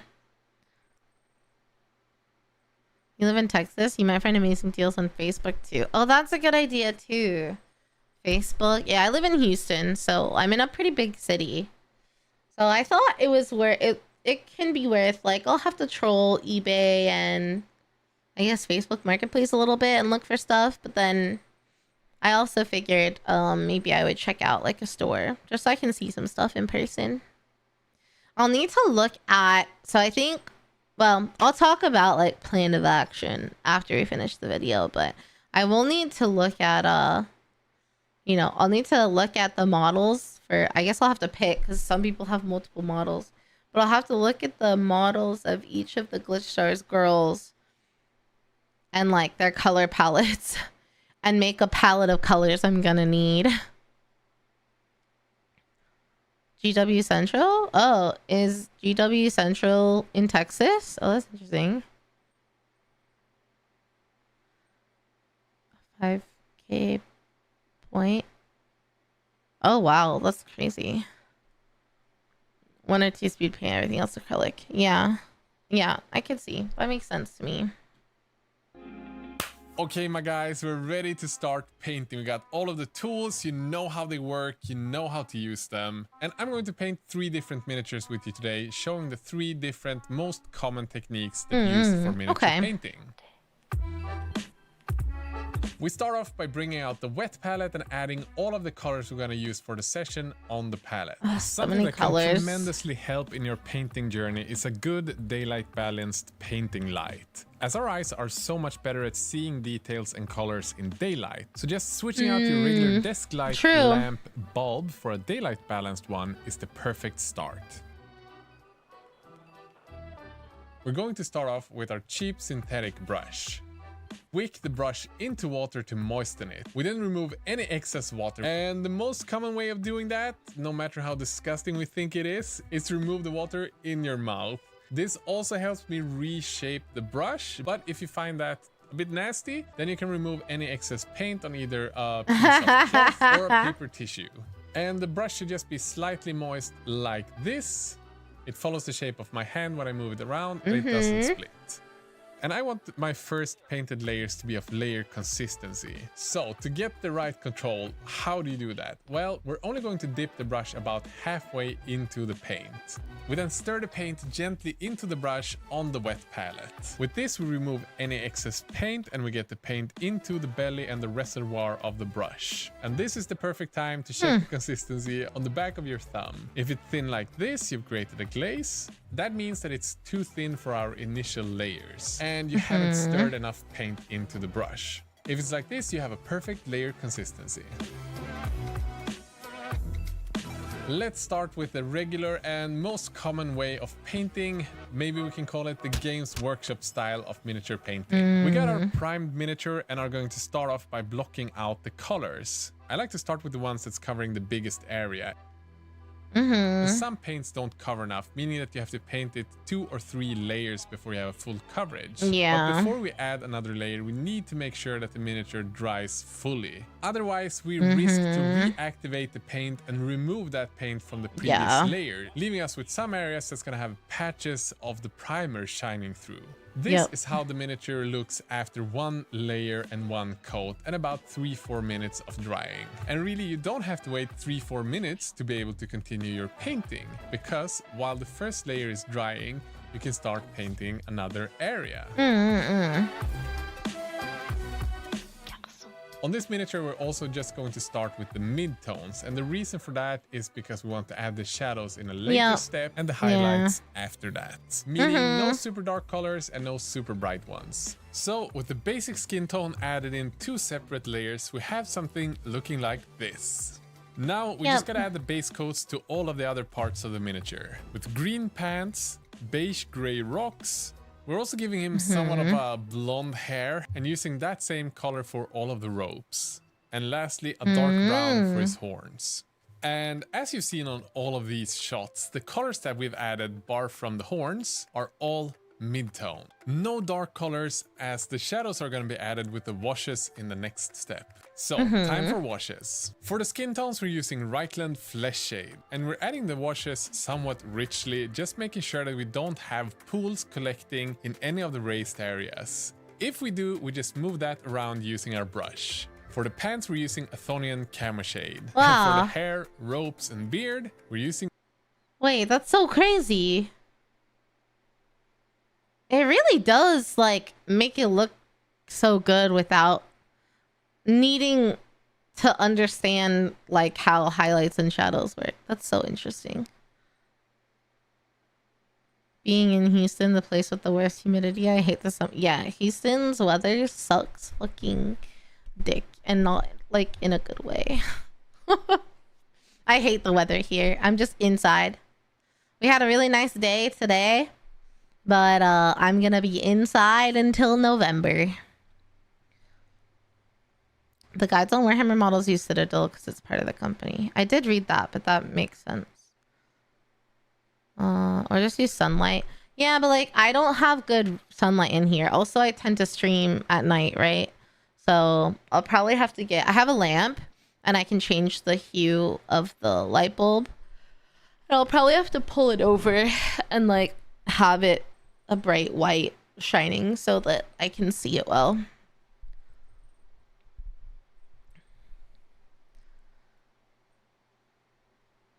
I call it a sandwich maker and dishwasher, or woman for short. It rhymes with grug. I don't understand what you're saying. I live in a Harry Potter closet. Something like that, yeah. I mean, I have a window, but it's... Let's see. Is it like west facing?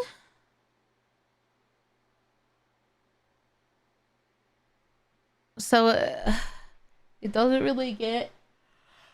Oh, yeah. Excuse me. It doesn't really get sunlight. And because there's houses across the street, so even when the sun sets, like, it gets light in here, but not like my old apartment with tons of windows did. High humidity can interfere with spray painting primer. It probably just makes it dry less quickly. But yeah, high humidity can affect with a lot of stuff like that. Washes are dark magic. It's a liquid talent. They save lives or sanity, yeah. Too thin coats is what you're looking for. Yeah. Yeah, you want it to be as thin as possible. So you maintain the, like, what's it called? The details in the model, in the mini. Agrax Earthshade. And always remember, this is one of those painting steps where you don't use your Kolinsky brush because the paints can seep back into the brush and break the bristles. For this, you want to use the cheap synthetics. So with the washes dried up, we have brought the miniature to this place. It is not darker, but also messier. And this is one of the negatives using washes and why I maybe don't use them as much in my painting. But I cannot deny the positives. If you just want miniatures painted quickly, you already have something that looks like it's ready for the tabletop at this stage. Yeah, and true. You can make it look even better, adding a few layers of highlights. And that is what we're gonna do now. We're going to start off by reusing the same colors that we used to add our base coats and placing the highlights on all of the areas raised towards zenith. And this is where you finally bring out your fine Kolinsky Sable paintbrush. In this case, Lucas is using the Squidmar Mark I Kolinsky brushes and the size medium. We're still going to use a layer thickness adding the colors. And he's adding that to any flat surface and any surface that is upwards. And when you're adding it to muscles, make sure that the highlight is placed all the way up to the edge above it. As an example, check out the pectoral muscle where the highlight is all the way up to the muscle going towards the edge of his shoulder. So that it really feels like the brightest point of each muscle is the one that is placed closest to the light source. We're also going to add a final highlight layer, and we're doing that using the same color again, but then mixing in about 50% of light flesh. Yeah, a key is contrast. Contrast is really important.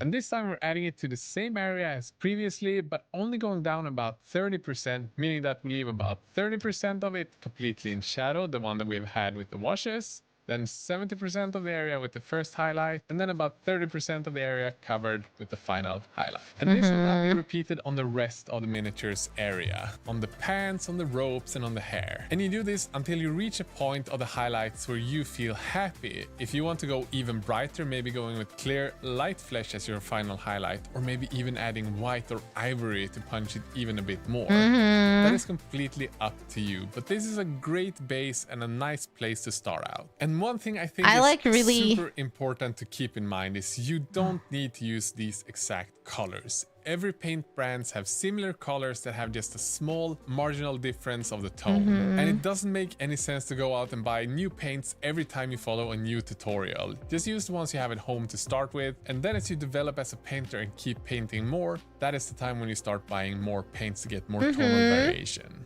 Another thing to remember is that whenever you're painting with your Kolinsky brush and want to have a fine tip, make sure that the brush is always moist and refill it with new paint the second it starts drying on your brush. And depending on where you live, that might be more often than you think. But this is the first key to make your brush control a lot better. To highlight the rocks, we're gonna use dry brushing.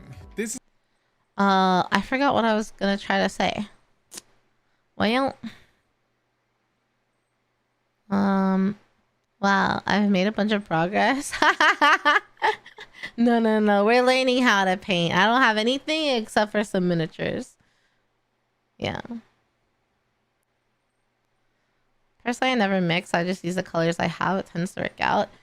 I'm pretty artistic, so I imagine I'll be mixing colors quite a bit. It also depends, like, because I'll try to kind of min-max the colors I buy with the colors I need. So, like I said, I'm going to have to get model references for all the talents. Excuse me. And then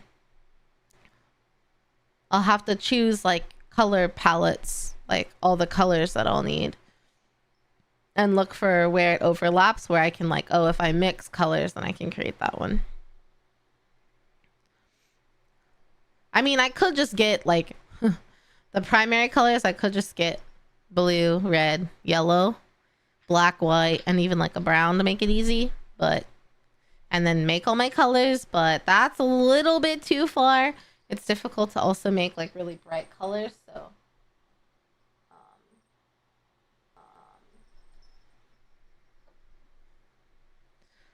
So yeah. If you're mixing, there's a pro acyl paint are the ones you should consider. They're super pigmented. I see.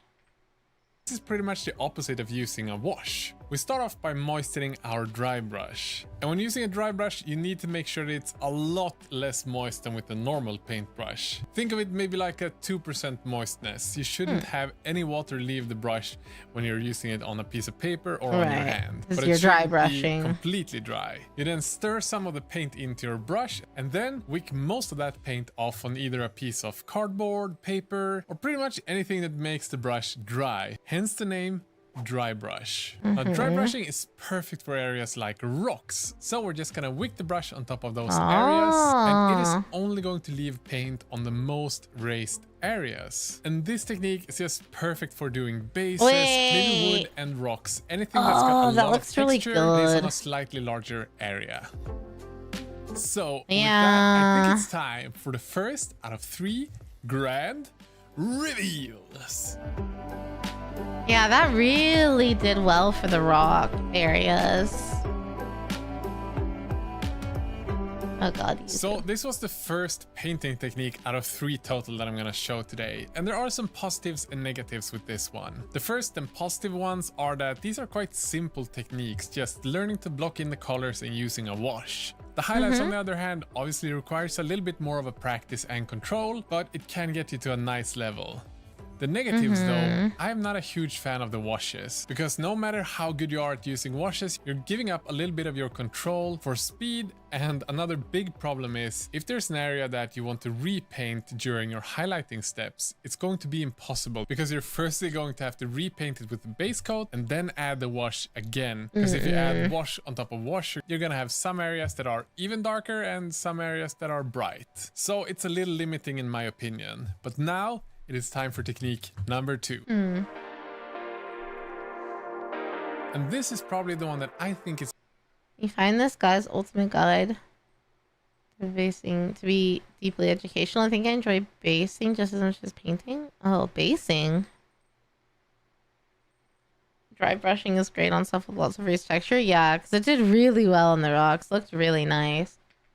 It's best for all beginners, because it's probably the technique that is easiest to get something good looking without any previous knowledge at quite a fast pace. And this is the way of contrast. For this, we start out with the Cruel Boys Warhammer miniature, zenithal primed with the black undercoat and then with white from above. Our mission now is pretty much to just block off the colors of the miniature with the contrast paints that fits best with what we're trying to achieve. So for this orc's skin tone, we're using Gut Rip of Flesh to get a nice green soft tone all over. We're using Eldari Emerald for its shield, and as you can see, we're filling it in richly with paint using a larger synthetic brush so that we don't ruin any of our nice brushes. We're using Gorgranta Fur, a dark saturated red-brown to paint all of the brighter leather parts. All wood parts as well as the belt is painted with wildwood. This is the darkest contrast paint you're gonna use. I just love this one so much to block off different colors and get separation between different areas. And when adding these darker colors on top of the brighter one like the Gut Ripper Flesh, make sure that you're really careful with your application.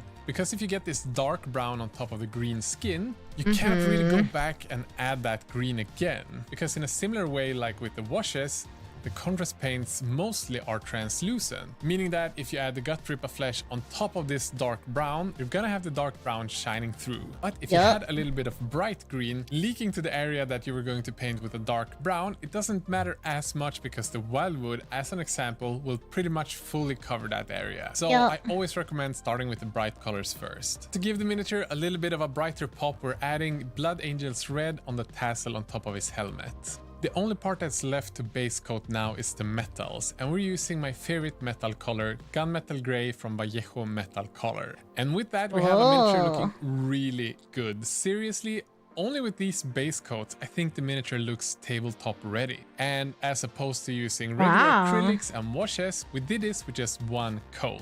In my opinion, it looks better than the 3 first coats with the first technique. But now you're here to learn how to take this to the next level. Just like with our first miniature, we're going to bring out the acrylics to add in highlights. I'm painting leather and fabric. I really enjoy having some painted texture in there. We're going to start off with an orange brown, death claw brown, and stipple in some highlights. highlight. Stippling pretty much means you're going to add tiny dots on top of the miniature.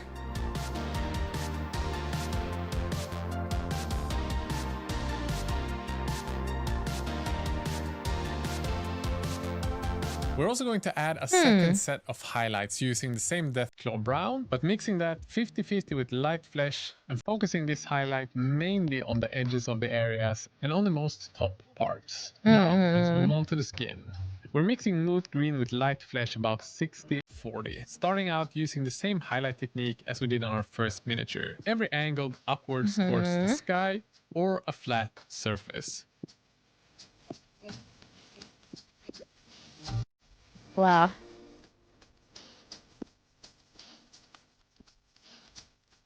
Once the first highlight is added, we bring out our second highlight, mixing it about 30-70 this time. So about twice as much light flesh as we did with the first layer. Adding this to the same areas, but a slightly smaller surface compared to the first layer. And again, from more focus to the most important areas around the face area or the weapons, we make sure to add more of the highlight around the face than we do, for example, on the bottom of his torso. Now we're just gonna add the final highlights to the rest of the parts as well.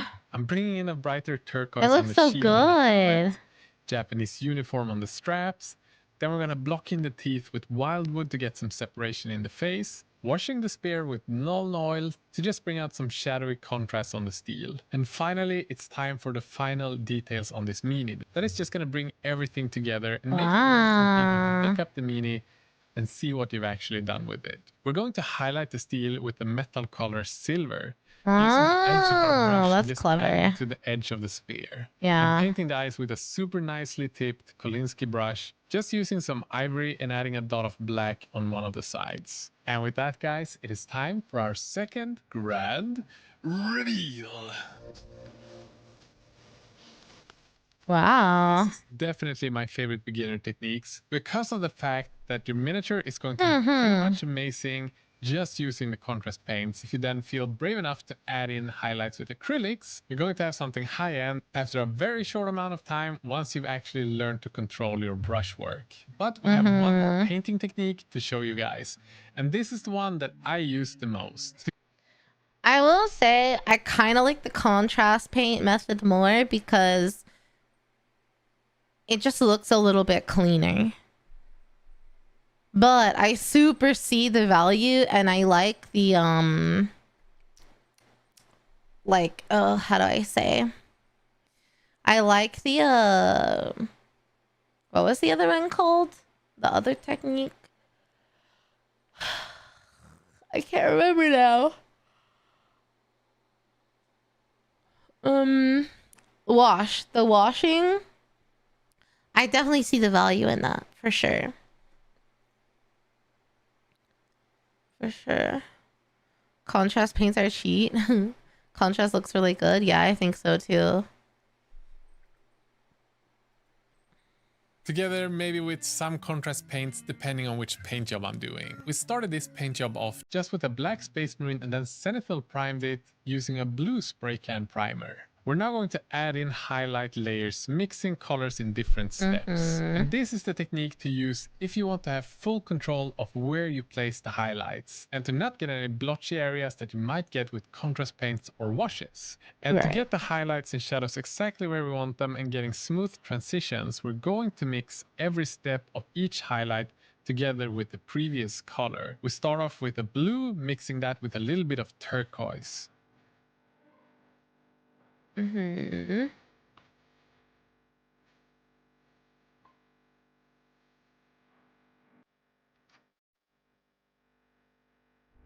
then going to add a second highlight using a clean turquoise and then adding more light flesh as we go. And I'm not going to get into the deep details on where to place the highlights and exactly how to use the brush to control it to get the best blends. You should consider this more as a demonstration of what you can do once you've mastered the control of your brush. Because as we work our way up from the darkest color to our brightest highlight, we can control how much light we want on each of the areas. And we're also going to get a very painterly, almost hyper-realistic style.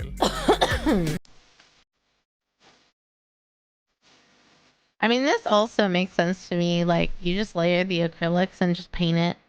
right? He's just painting it with acrylics. He's not doing any fancy techniques. Just The artistic biggest problem skill. with this technique, working our way from the darkest color to the brightest in layer upon layer, it is that it takes a lot more time. Yeah. So maybe this is not something that you do if you're gonna paint an army of 100 Space Marines, but more He's if you're going just gonna so paint one overboard. miniature for display or for a competition. Or maybe it's that one hero that you're using in your role-playing campaign that you want with the perfect I mean, I paint love scheme. it though. This is also a technique that requires a lot of control, both in your brush, but also in knowledge of where to place the highlights. Yeah. But guys, I think it's time to finally show you how all of these 3 miniatures look together and how the different end results look between the different techniques. Time for the third grand reveal.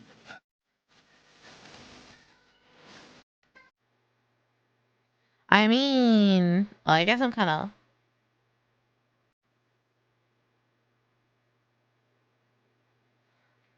Yeah.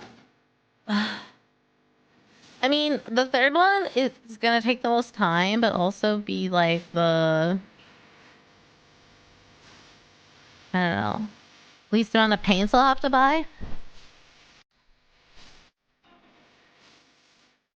The second, And the last thing that I'm going to show you guys today is how to make the simple bases contrast to go paint. with these miniatures. There are tons of different ways of making miniature bases. I have miniatures where I've spent probably more time making the bases than I have painting the miniatures. But for this Whoa. specific paint job, when you're painting your first mini, you want to keep it simple. And the two most easy ways to make miniature bases Holy. is one, using sand and glue. You can either use PVA glue or super glue. Remember to use fine sand, because if you use two big pieces of rock, it's not going to look scale proper, meaning that they're gonna look like huge boulders instead of fine sand. I just glue the sand in place, let it dry overnight, paint it with a dark color as a base tone, and then dry brush with a slightly brighter neutral color. So if you want that brown makes sand, maybe sense, start yeah. with a dark brown and then highlight it with a beige.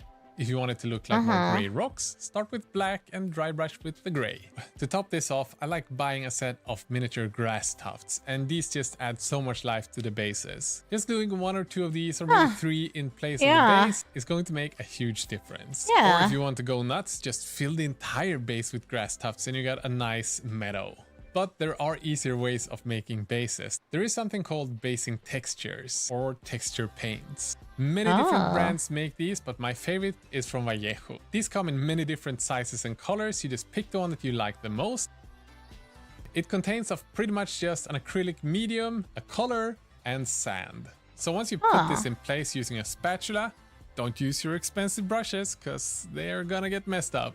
Once this have dried, you can pretty much just dry brush them with a brighter color and you're done. And you save yourself the gluing and finding sand step. It's just a base texture and a dry brush. So guys, I hope you enjoyed this video, that you learned something. If you did, don't forget to subscribe. Also recommendation, once you feel ready for it, check out this week's sponsor, Redgrass Games. Their I don't web even palette know if is I'll worry beyond about the amazing. base. As I said, I even purchased them myself before I started with this YouTube channel and have never thought about using a different brand. Also, if you want to help out, you can check out our Patreon, maybe pledge $1 or $2 like all of these amazing people. No pressure at all, but if you can help, we deeply appreciate it. And with that said, have a great day, everyone.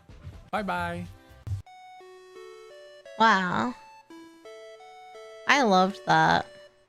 Frank, thank you so much for the resub for 17 months. Okay, Didi, welcome back home. Thank you, thank you, thank you. Oh, I didn't subscribe yet. Whoops. Yeah, that was a great video. I feel like I'll need to reference it again, to be honest. But yeah, very informative. Very informative. There is this other like short video that I wanted to check out though. Just because it was things that he wish he knew. So I thought maybe he'll talk about like some stuff that'll help keep us grounded and not spending too much money on tools and paint. Ugh, excuse me. Especially for your first mini. Oh yeah. I don't even know if I'll. Oh god, where did these hiccups come from? Ugh.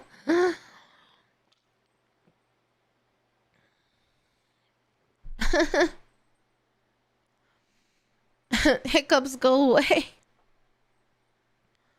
Some people don't bother texturing them. They just paint them gray. Add some white or yellow road markings. Yeah, I could see that too. I probably won't worry about them until, like... Warhammer. Oops. Until much later. Maybe after I finish everything else. Okay. Hold on, actually.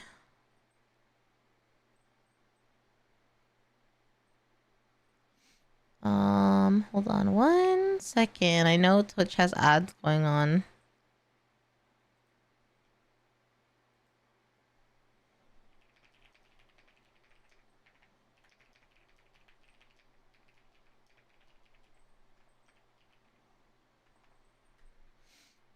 Okay.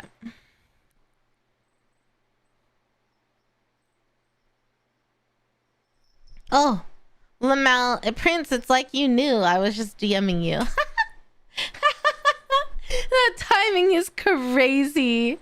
That timing is crazy. I was just DMing Prince to ask if he would do my Nikkei dailies. Clocked your ass. Yeah, you did. You know me too well. I meant to DM you before stream and I forgot. How's you fucking... He knows me so well. But yeah, if you could do them, I'd appreciate it because I've got some work to do after stream. So thank you for checking. Yeah, you've almost followed me for 3 years, Frank. That's crazy. So I forget. I say that I'm almost 5 years in all the time, and I just forget how long 5 years has been sometimes. Anyway, let's watch this last video. When I started painting Warhammer, I spent money on all I'm kinds Gio, of I'm doing different good, how are tools that I'd you? never end up using. So, to save you from that trouble, I'm going to show you exactly what I'd buy if I started painting miniatures and only had $100 to spend. And guys, stick around to the end because you do not want to miss this video if you're a beginner painter. We'll even Horus show you some persistent, so do I. alternative Hell secret yeah, you do. tips. Let's do this. Oh no, wait. Hello, We YouTube chat? I lost you. Are not barbarians. Okay. First, one thing, because Just finish one and then see where to $100 go. Yeah, that probably. has no limit. It's not going to get you everything, especially if you want to build an entire army. Just one Mega Gargant will set you back $210. And to complete most Warhammer armies, you have to spend between $300 and $800. Luckily, you can find a lot of Warhammer second-hand. There's a ton of good Facebook group for Warhammer buy-sell, and there's gaming groups in almost every city in the world. And through those different kinds of forums, I've been able to find 5 full armies between $50 and $150. When we talk about starting with miniature painting, we do not talk about buying an entire army, but everything you need to build, paint, and prepare that army to make it ready for playing. Or maybe you're just getting into it to become a better painter. So, for the sake of this video, we will assume that you already have a miniature purchase. And if not, maybe ask your friends. Please, sir, I want some more. Number 1. To build your miniatures, you need tools. So the first purchase, Hobby Tools Kit for $12. This has everything you need and then some. Sanding sticks, clippers, hobby knife, tweezers, just to mention a few things. It might not be the best tools, but if you don't have any at home, it will definitely be way enough for you to get started. Okay. Number 2, you also need something to glue your miniatures together. So once you've cut them from the sprues and sanded away any flashing, we need super glue. There are more brands of super glue than I have underwear in my drawers. And the best ones we've found that are at a reasonable price are these ones from Biltema. It's sort of a dollar store, hardware store. 50 milliliter cyanoacrylate super glue and comes with an activator. And I cannot tell you how nice these are. So with the toolkit and the super glue, we are almost up 20% of our total budget, spending a total of $17. But it gets better from here. Okay, we prepped our miniatures, cutting them from the sprue, gluing them together, and now we need to paint them. But before we do, we're gonna use a spray can primer. So this will be our third purchase. My personal favorite spray can is the Vallejo Hobby Spray Paints, but there are cheaper alternatives. From my understanding, in the US you can find Rust-Oleum paints, and they are apparently completely fine for spraying your meats. And the best thing with these, if you're painting an army where 90% of the mini is painted in the same color, maybe ultramarines, then an ultramarine blue is a perfect base color, or dark green if you're painting Dark Angels. It is definitely a well worth investment once you're getting started. $32 spent. It's gonna be tough to stay under 100, but we're gonna do it and we're gonna get you an amazing starting kit. Okay, what else do we need? Well, we need a mug to keep our water and to rinse our paints and brushes. And if you spend money on a mug when you're getting started in this hobby, instead of one of those ugly coffee mugs that you have in your kitchen, you should not be trusted with money ever again. Do not spend your beginning money on a cup. But let's instead talk about those brushes. Because here is my take. You're going to want to buy a couple of different brushes. But we can do it economically and we can do it smart. You want to get yourself a cheap set of brushes that you can use for 80% of your painting, adding all the base coats, painting the bases, painting textures, all of that kind of jazz. And the cheapest ones I found cost $2 for a set of 10 on Wish. And yes, I know these websites are iffy and they might be produced with morally ambiguous procedures, but so are the dollar store brushes in your local dollar store. So you gotta pick your poison here.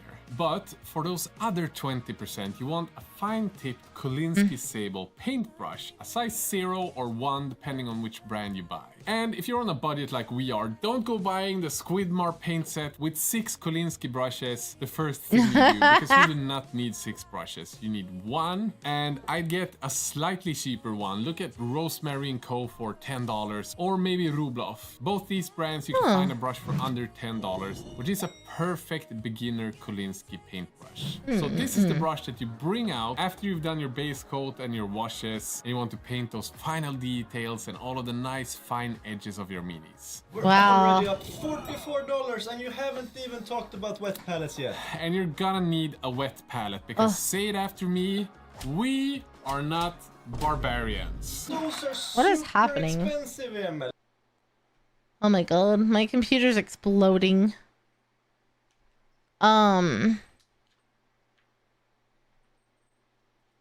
I was trying to say that part in the video where he was painting something that was big and blue and just painted that beautiful crisp white highlight line on it was just so like noticeable and gorgeous. I notice you guys. I see you, bearded dragon. It's just, you know, we gotta watch and then we look at chat, and then we watch and then we look at chat.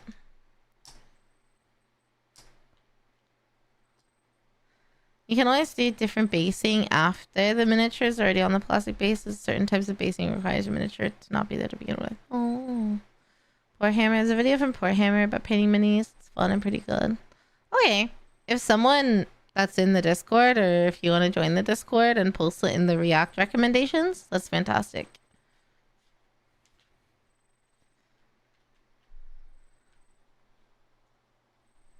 Yeah. Hobby Lobby paintbrushes, they last a decent amount. Yeah. I understand, guys. Trust me. I'm not gonna like buy all the finest shit. I don't have that kind of money. Like, I've got other expenses. I don't need to be buying $100 of stuff. Which will be the hardest to paint? That's a fun question. I feel like I don't know. Someone who, I don't know, maybe like Arisa, because her palette is like super colorful. But like also kind of similar colors. Like there's like orange and magenta and stuff. So maybe it's hard to get like the colors right, or the contrast right. I don't know. Or maybe someone like Mochi, who's really pastel-y and pink and white and purple and really light. That might be hard, because then I feel like shadows, if I try to paint shadows and stuff, it'll just make her look dirty. You know what I mean? Like, it's harder to do. Maybe someone like Mochi. And you always recommend the Red Grass Games wet palette. I know I do, but when we're getting started, you do not want to spend $55 on a wet palette. We've already talked about how irresponsible you are if you spend money on the water cup when you start painting, and the wet palette falls under the same category. You have baking paper at home. This is the one that's without wax. It's regular freaking baking paper. And if you're a Swede or just a normal sane person, you should have these Swedish dish rugs at home. These are the perfect sponge to suck up enough water to keep your paint moist for the entire painting session. And if you don't have a Tupperware or like an old plastic container, you know what, then there's no solution to help you with this. But that sounds this complicated. is a perfect base to create your own homemade wet palette. Because a wet palette is really game changer when you're getting started, and making one at home, cutting out a piece, putting it in the lid, and then when you're done for the day you can close it up like this and you got a perfect usable wet palette. You can Oh my god, that's so smart. Put it on the lid, duh. $7, and you spent $1 and you have a wet palette, putting us at a whopping $45. Oh my god, almost halfway, but we still don't have any paints. And we still don't even have anything to make our epic bases. That is true, but let's start with the paints, because when picking out paints there's a billion different alternatives, and there's a billion different opinions, but everyone except me is wrong. It's just the way it is. The old Army Painter paint line is not great. Honestly, it's terrible. But they are reworking it, and soon they'll have a new one that I hope is going to be a lot better. Another brand that makes terrible paints is Green Stuff World. I can't stand them. They are terrible. It's like painting with gel. And War Paints. Oh. They're using something called a gel medium, which is quite a lot more difficult to control for a beginner. All these paint brands require you to add multiple layers to get a good coverage, and they're really difficult to work with as a beginner. Instead, from our testing, for a beginner, the best paints are probably Citadel, Vallejo Model Color, or AK Interactive 3rd generation acrylics. But I'm not gonna tell you exactly which paints to buy, because that is going to be very depending on which army you're painting. If you're painting ultramarines, obviously you're going to need a bunch of blues and maybe some leather colors and golds. If you, on the other hand, are painting a Sylvanet, maybe you require a lot of dark Whoa, greens. this army Only is two colors that cool. I always recommend you to have in your arsenal is either a matte black, personally I prefer the Vallejo one, and a white or an ivory to give you those brightest highlights. Here in Sweden, these pots cost around $3.20. That would bring our total up to $32 worth of paints, and that's some really nice paints. Emil, our total is now a whopping $77. Yeah. Yes, that means we have $23 left to spend. The main thing we need now to make our miniatures look amazing is basing materials. But before we talk about amazing basic materials, let me mention this week's sponsor, Squarespace. Because Squarespace is an amazing platform if you want to build your own website. Whether it is for your wedding photography service or your own products, or maybe you're selling a book online, Squarespace has you covered with their Now I amazing just looking wanna award-winning templates. But I don't need have any anything. previous knowledge of how to program and design I don't a have website. anything. Squarespace will follow you. I mean, I do hand have some as you old design your brushes. website. And pretty much everything is drag and But- drop. A great example for this is our website, where we, as I'll we have to mentioned, get, put up all of the stuff that we use in videos by literally just dragging and dropping stuff to our website. We also have our web store hosted by Wow, Squarespace, that's and everything beautiful. runs super smoothly. Right now, it's completely free to try out Squarespace. All you gotta do is follow the link down below. And when you're ready to launch that website, I'll probably that have you've to buy, designed like, yourself, one you can use the code SQUIDMAR to get 10% nicer off brush. your entire purchase of a website or a domain. And then- you'll be up and running with the website in no time. I might need to get some cheap synthetic brushes. And here you can spend however much money you want, but we can also be really big brain smart and save a ton of money by using things we have at home. If you are a drunk and an alcoholic, you can use wine corks for rocks, but if you're more like a normal person, you can use cork coasters to build rocks on your bases. Don't steal too many or your significant other is going to get pissed. Instead of buying sand for $10, you can go out and grab a handful at the beach or maybe at the playground and just cook it in the oven. You can also find roots from fallen trees to create tiny trees on your bases, or seeds from birch trees to create fallen leaves. This is a pack of coconut fiber that I had at home, This is something that you buy at IKEA to use in your plants. This is perfect to create like a forest ground base. And if you don't have this, you can use old tea packages and make sure that they are dry, and you can use that as forest scatter on your basing. And I've shown you guys many times it's so before how you can get creative. free coffee stirrers at coffee shops. Are you a goddamn thief now, Emil? Yes, I am. And these are perfect to create maybe wooden beams, small bridges, or beach stuff, whatever they're called. Vad heter den? Brygga. The possibilities of making bases on a budget are endless. I but loved there are that. two things that I tend to buy whenever I'm building a new army. Number one. The first one is to get a nice ground pigment. As an example, if you're making a desert base, you've added the sand, you put some paint in there, but it doesn't quite look like a desert.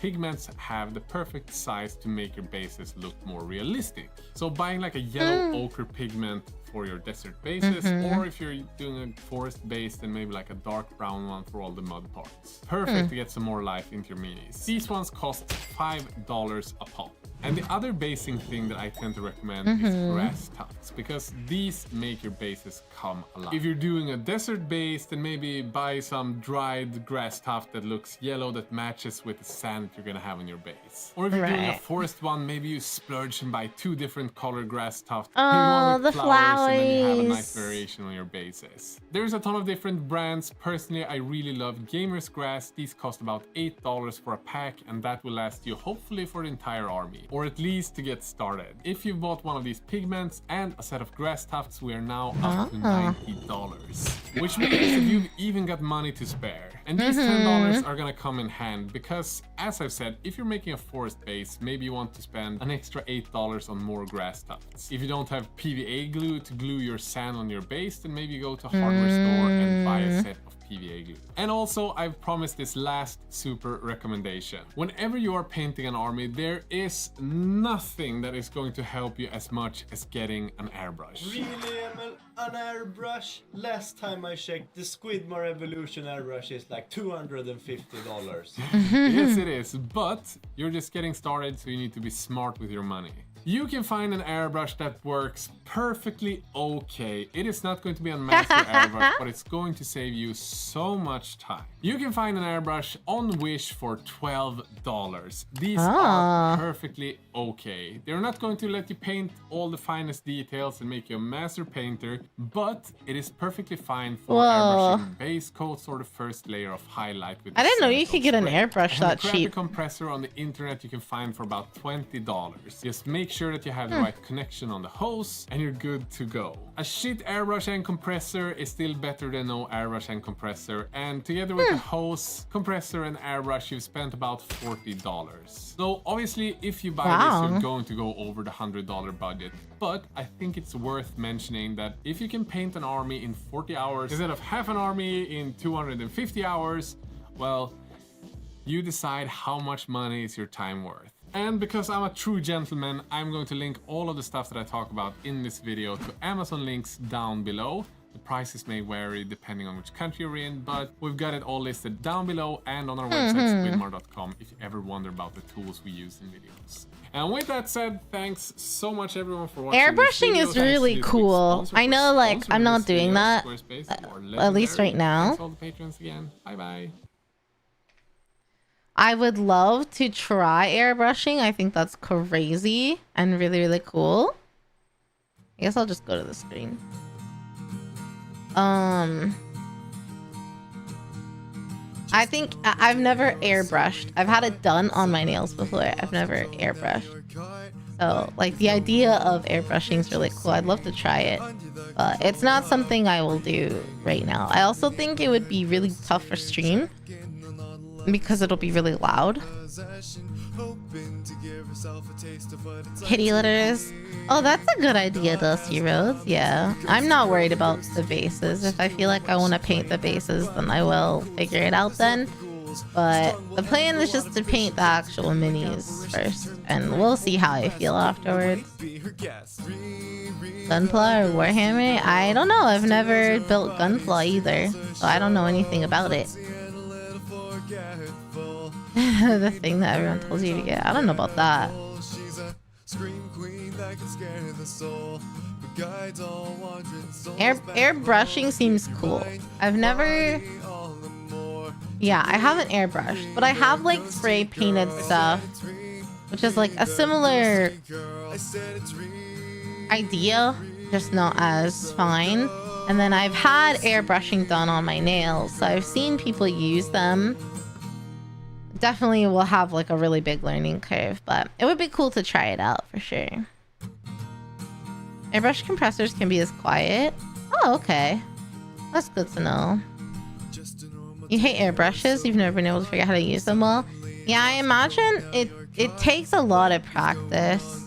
Because, like, depending on how hard you hold the trigger, like, each airbrush will be different. But how far away it is, how close it is, how hard you pull the trigger. Like, I don't know if there's other settings on it and stuff. How wet you make it. Like, not wet. Oh, God.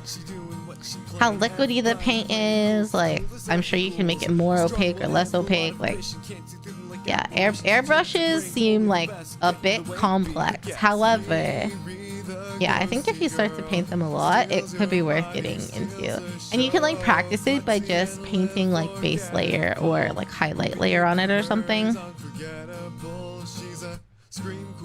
It's getting to a point where almost every project I do involves airbrushing. You can just buy air compressors so quiet you can use them on my camera.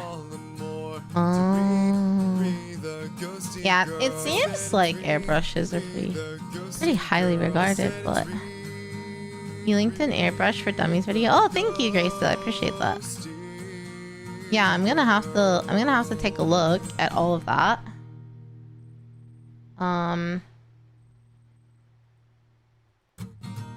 Yeah. I think for now though, that's about it. Oh, it made me really excited to paint. I just want to paint something now. I just want to be artistic and paint. I just want to paint. But I don't even have paint. You guys did have really good ideas though for like looking for paint lots on eBay or checking even Facebook Marketplace. Maybe I'll try that first. Seems like Vallejo. And I forgot the other brand that he said was good. Shoot, I forgot the other one. 20 more days and Nihilister's free from jail. Yippee! Sacrifice part? What do you mean? Airbrushing's cheaper long term? Yeah, that makes sense too. For sure. Join the weeb side? Join the weeb side? What do you mean? I am a weeb. What more weeb side do I need to join? How do I become official?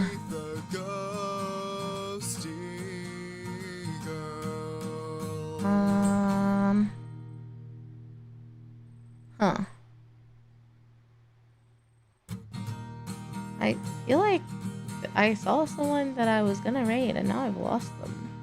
Just a normal day or so we thought. Suddenly lost control, now you're caught. What is going on? Well, can't you see? Mute. You're under the control of Okay. the friendly neighborhood ghost is here to check in on all the lovely souls under her possession, hoping to give herself a taste of what it's like to be not as clumsy. The ghosty girl who goes to game. What she doing, what she playing. Everybody played cool, it's the coolest of the ghouls. Strong will end, a lot of ambition. Can't see through them like apparitions. Okay. To bring only the best, get in the way, be her guest. I think we'll raid Minnie because he's live and I feel like we haven't raided her in a while. So on Twitch we're gonna raid Minnie. And then on YouTube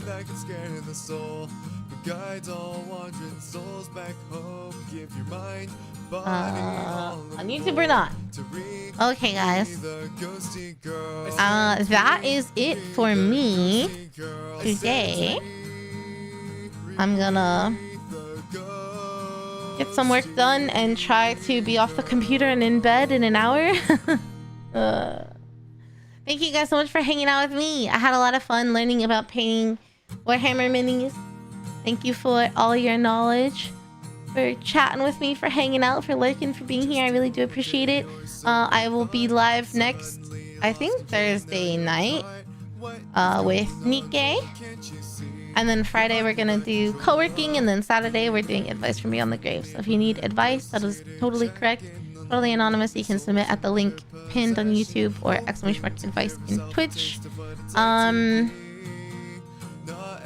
Otherwise, guys, that's it for me. I'll see you on Discord, Twitter. Yeah, have a good one, guys. Bye, guys. Thank you. I love you. To bring only the best, get in the way, be her guest. Riri, the ghosty girl, steals your body, steals the show. Klutzy and a little forgetful, but meeting her is unforgettable. She's a scream queen that can scare the soul, but guides all wandering souls back home. Give your mind, body, all the more.